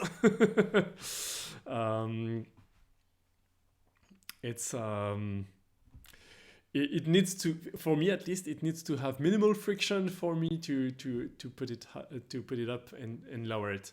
Also, the second factor that made me spend a lot of money on that is that I'm kind of tall. I'm 1.91 m, which is like 6'3", and I wanted to have a desk that would not be wobbling when it's raised to the maximum, and so that means higher quality. So I bought a good brand that had very good comments and didn't buy it, and I think that meant that it would be more expensive, and it was, but it's very stable even if it's raised to the highest point, and so that's good for me, because I do raise it to the highest point because of my height.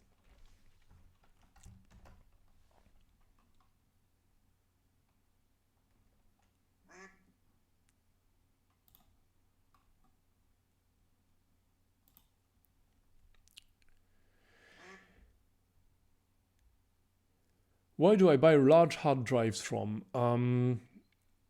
I haven't needed to buy a large hard drive for a while now.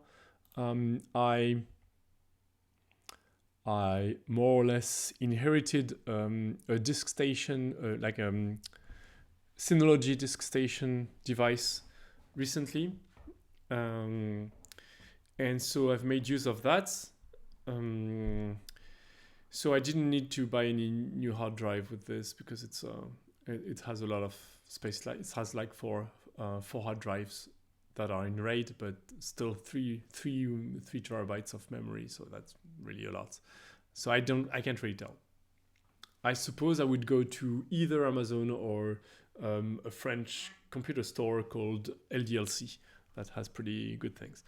Well, yeah, the device is cool. The fact that I inherited it is less cool. Yeah, if you want one, before that, I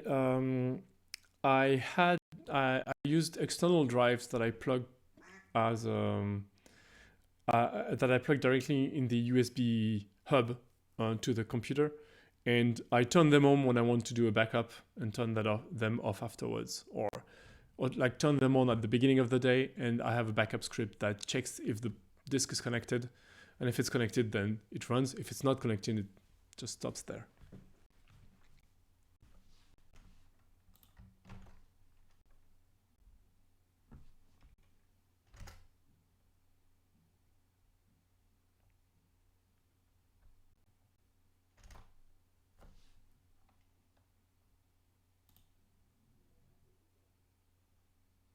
Oh yeah, that's wrong. It should be, yeah. Okay, now test should pass. And they don't. Okay, yeah, of course. Yeah, that's expected. That's the one that I expected to fail. The string representation, I didn't know which one it would be, so I just let it fail and we'll fix up the test afterwards.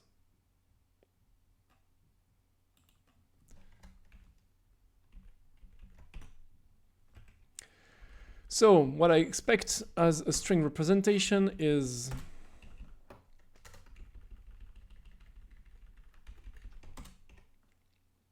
this. What's my opinion on buying refurbished hard drive for much cheaper? I would run a full hard drive test before actually putting important data on there. I don't know if it's safe or not to. I don't know if there are large chances to get a failing drive by using this method.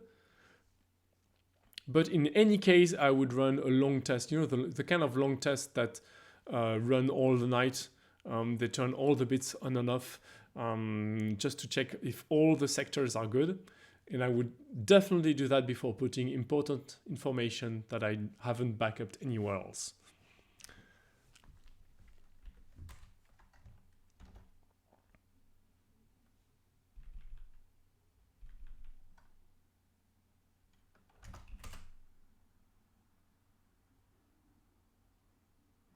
And all tests pass now.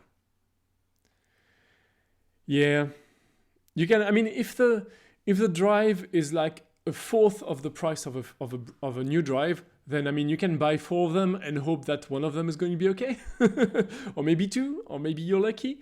So, I mean that could work, but I would definitely make a very long test of all the sectors in the disk before I use it properly. And you can also, I mean, if all the sectors are good, you can.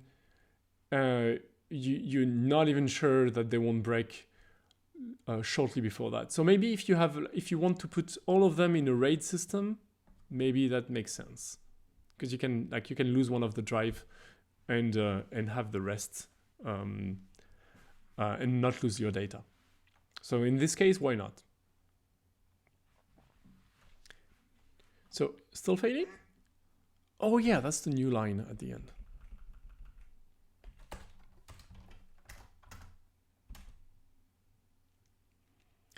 Do enterprise hard drive really get stressed that hard? I don't know. I don't know. I mean, they're probably not stressed by being moved around. That's already a plus. But they might be stressed by having a lot of access, like because of some application requiring a lot of memory and things being swapped out, or like having a hard load on the computers, or being put in an environment that isn't ventilated properly. So yeah.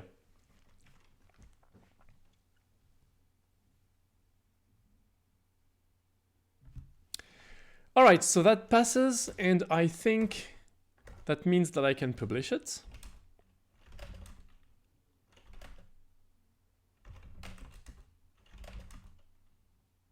I'm just going to publish that. Oh yeah, where do I publish it? That's a good question. I need to create a new repo on the Fedora Infra. Create a new repo. Maubot Fedora schema. Oh, messages? Yeah, messages.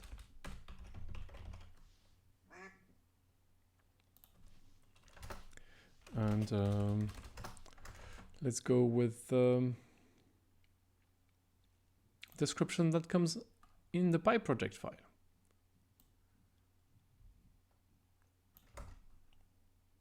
And it is definitely public. I don't want to add anything else, and create it. I know there's a lot of swap going on because servers usually have more than enough RAM. Well, maybe. The VPS that I rent does not have enough RAM for me. That's one of the limiting factors. Because RAM is usually what, well, I'm not sure, but I think that RAM is what limits the number of VMs that you can run on the same hardware, and therefore enterprises might be tempted to allow as much as they can and use all the RAM that they can.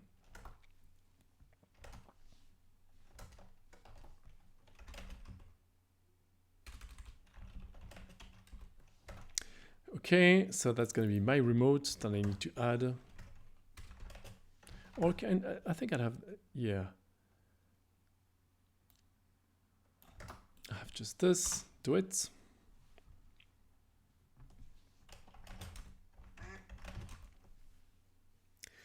The VPS rent are usually stuck to a certain limit, so a VM cannot use more RAM than that. That's possible.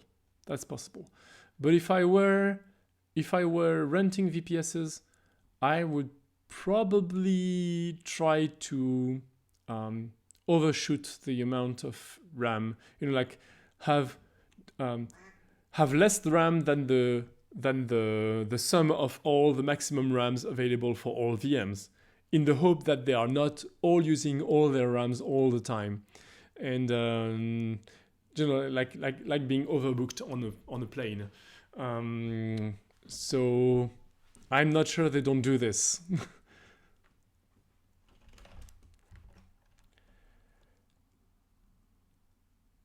Okay.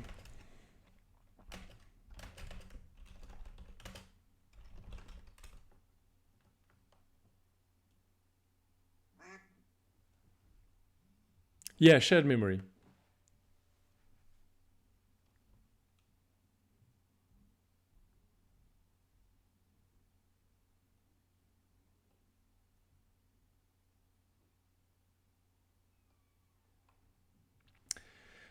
Rough is unhappy. There's an import log that is not sorted. Please fix it.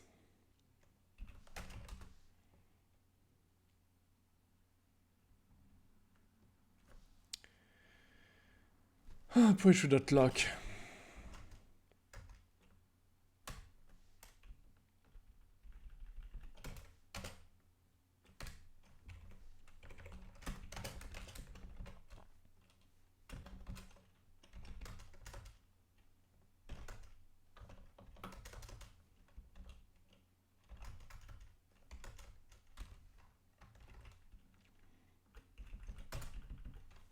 I don't need a license for some file that is entirely generated by the computer. And now, and the other one does need a license. This one doesn't have any license, so I'm going to copy it over. License header, there it is. Okay, and the The other one was in base. What's in base here? It's not sorted properly. Yeah. Okay.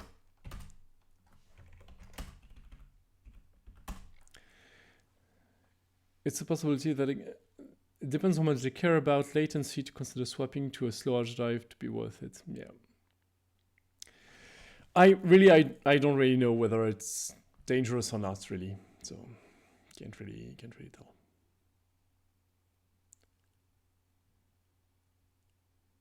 Oh, GPL 030 and or later.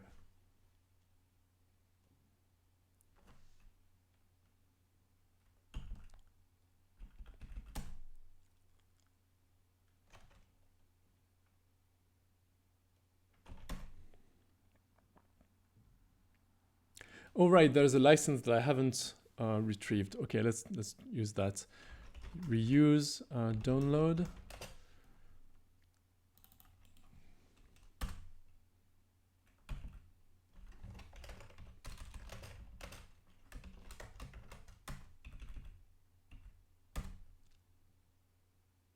And now it passes.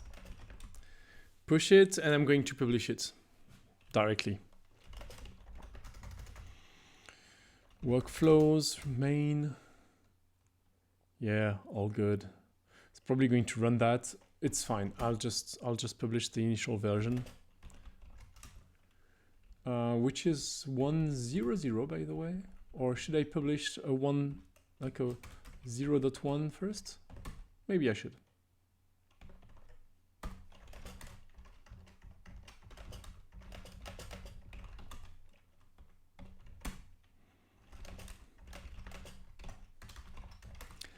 Okay, and I'm going to publish it to PyPI.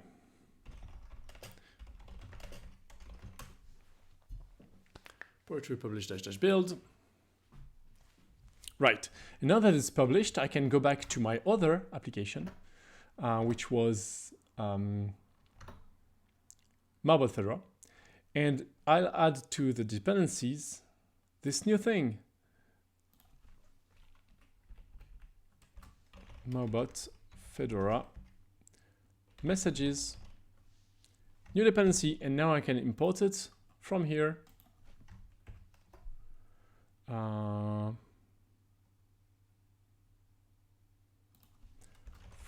Maubot Fedora messages, import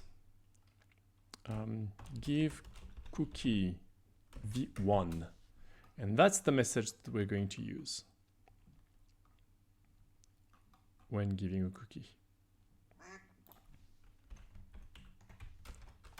Give cookie v1. I don't need to specify the topic.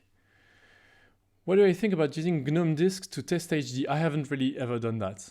So I think I have no bad feedback about it. I haven't heard any feedback about it that would seem to be a problem. So yeah, try that, of course. I think they're basically just wrapper for lower level tools that you would be using if you were not using it anyway. So sure, you should try it.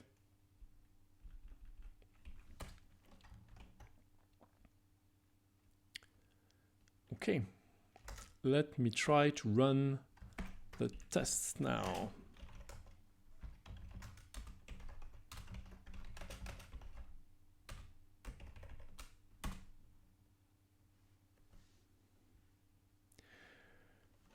I don't really know. I know that there are. I would need to do some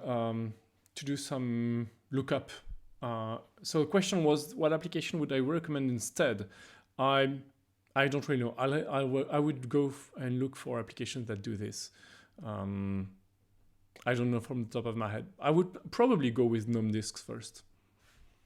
Actually, I would go with GNOME disks on the lengthy test and then use all the time that I have to research if it was a good idea or not.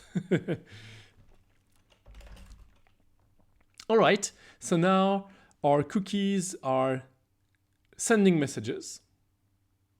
That's nice.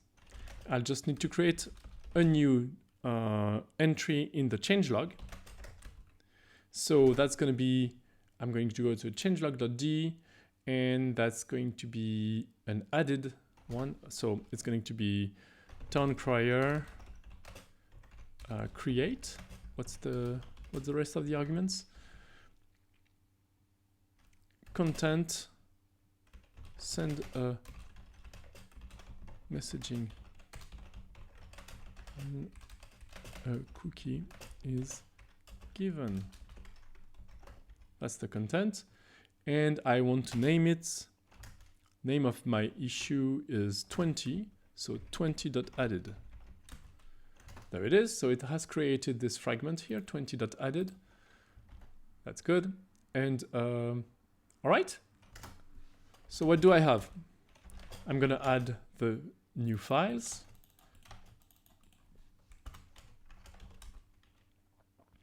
And I'll commit all that. Probably going to reuse the exact same text because that was useful. Except I'm going to add a comment on the git commit to fix the issue 20. Oh, okay. I've imported and used. Oh yes, of course, because I'm using something else now. So this is useless. Drop it. And what else? There was a redefinition of message, but that's fine. It's gone. Let's try it now. Ah, much better. And I'm going to change the commit message to do fix number 20 fixes 20. Okay. So now I'm going to send that as a pull request.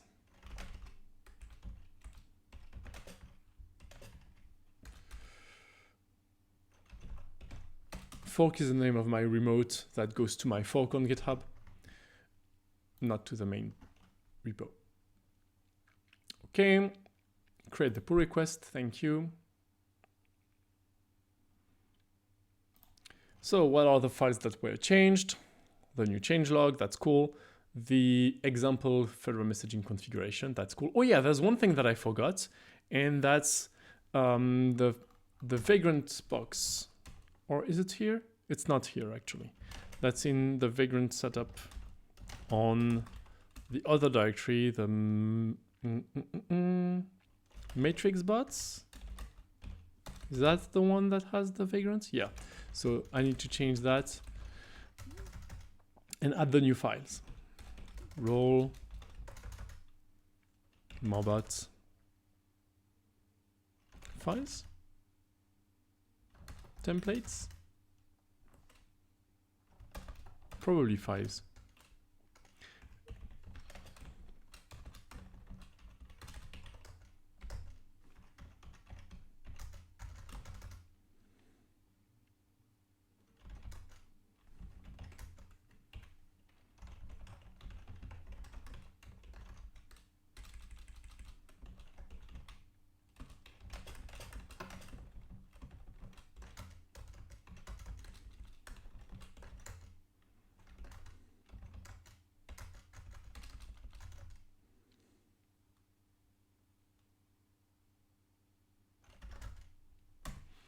So what's the, if I want this to work with a tiny stage, I need this.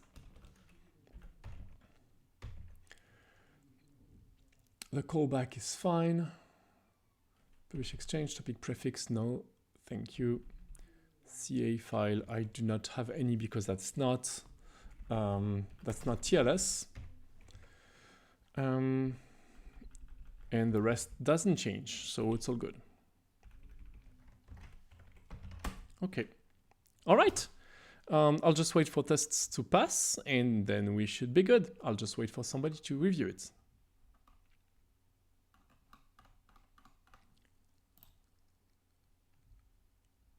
Okay.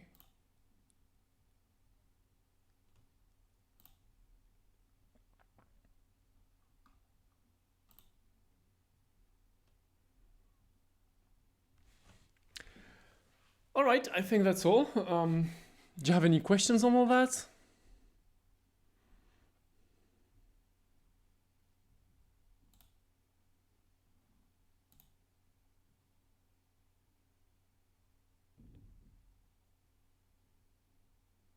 And if not, I think we can stop there. All right, it was nice to talk to all of you, and hopefully I answered your questions and made sense in my answers. I hope it was useful, and feel free to come. I'm trying to do that every week. So next week is going to be also the same sort of stuff at the same time. So yeah, feel free to come, and I hope you had fun and you learned a few things here and there. I definitely did, so that's all good. And see you next week. Bye.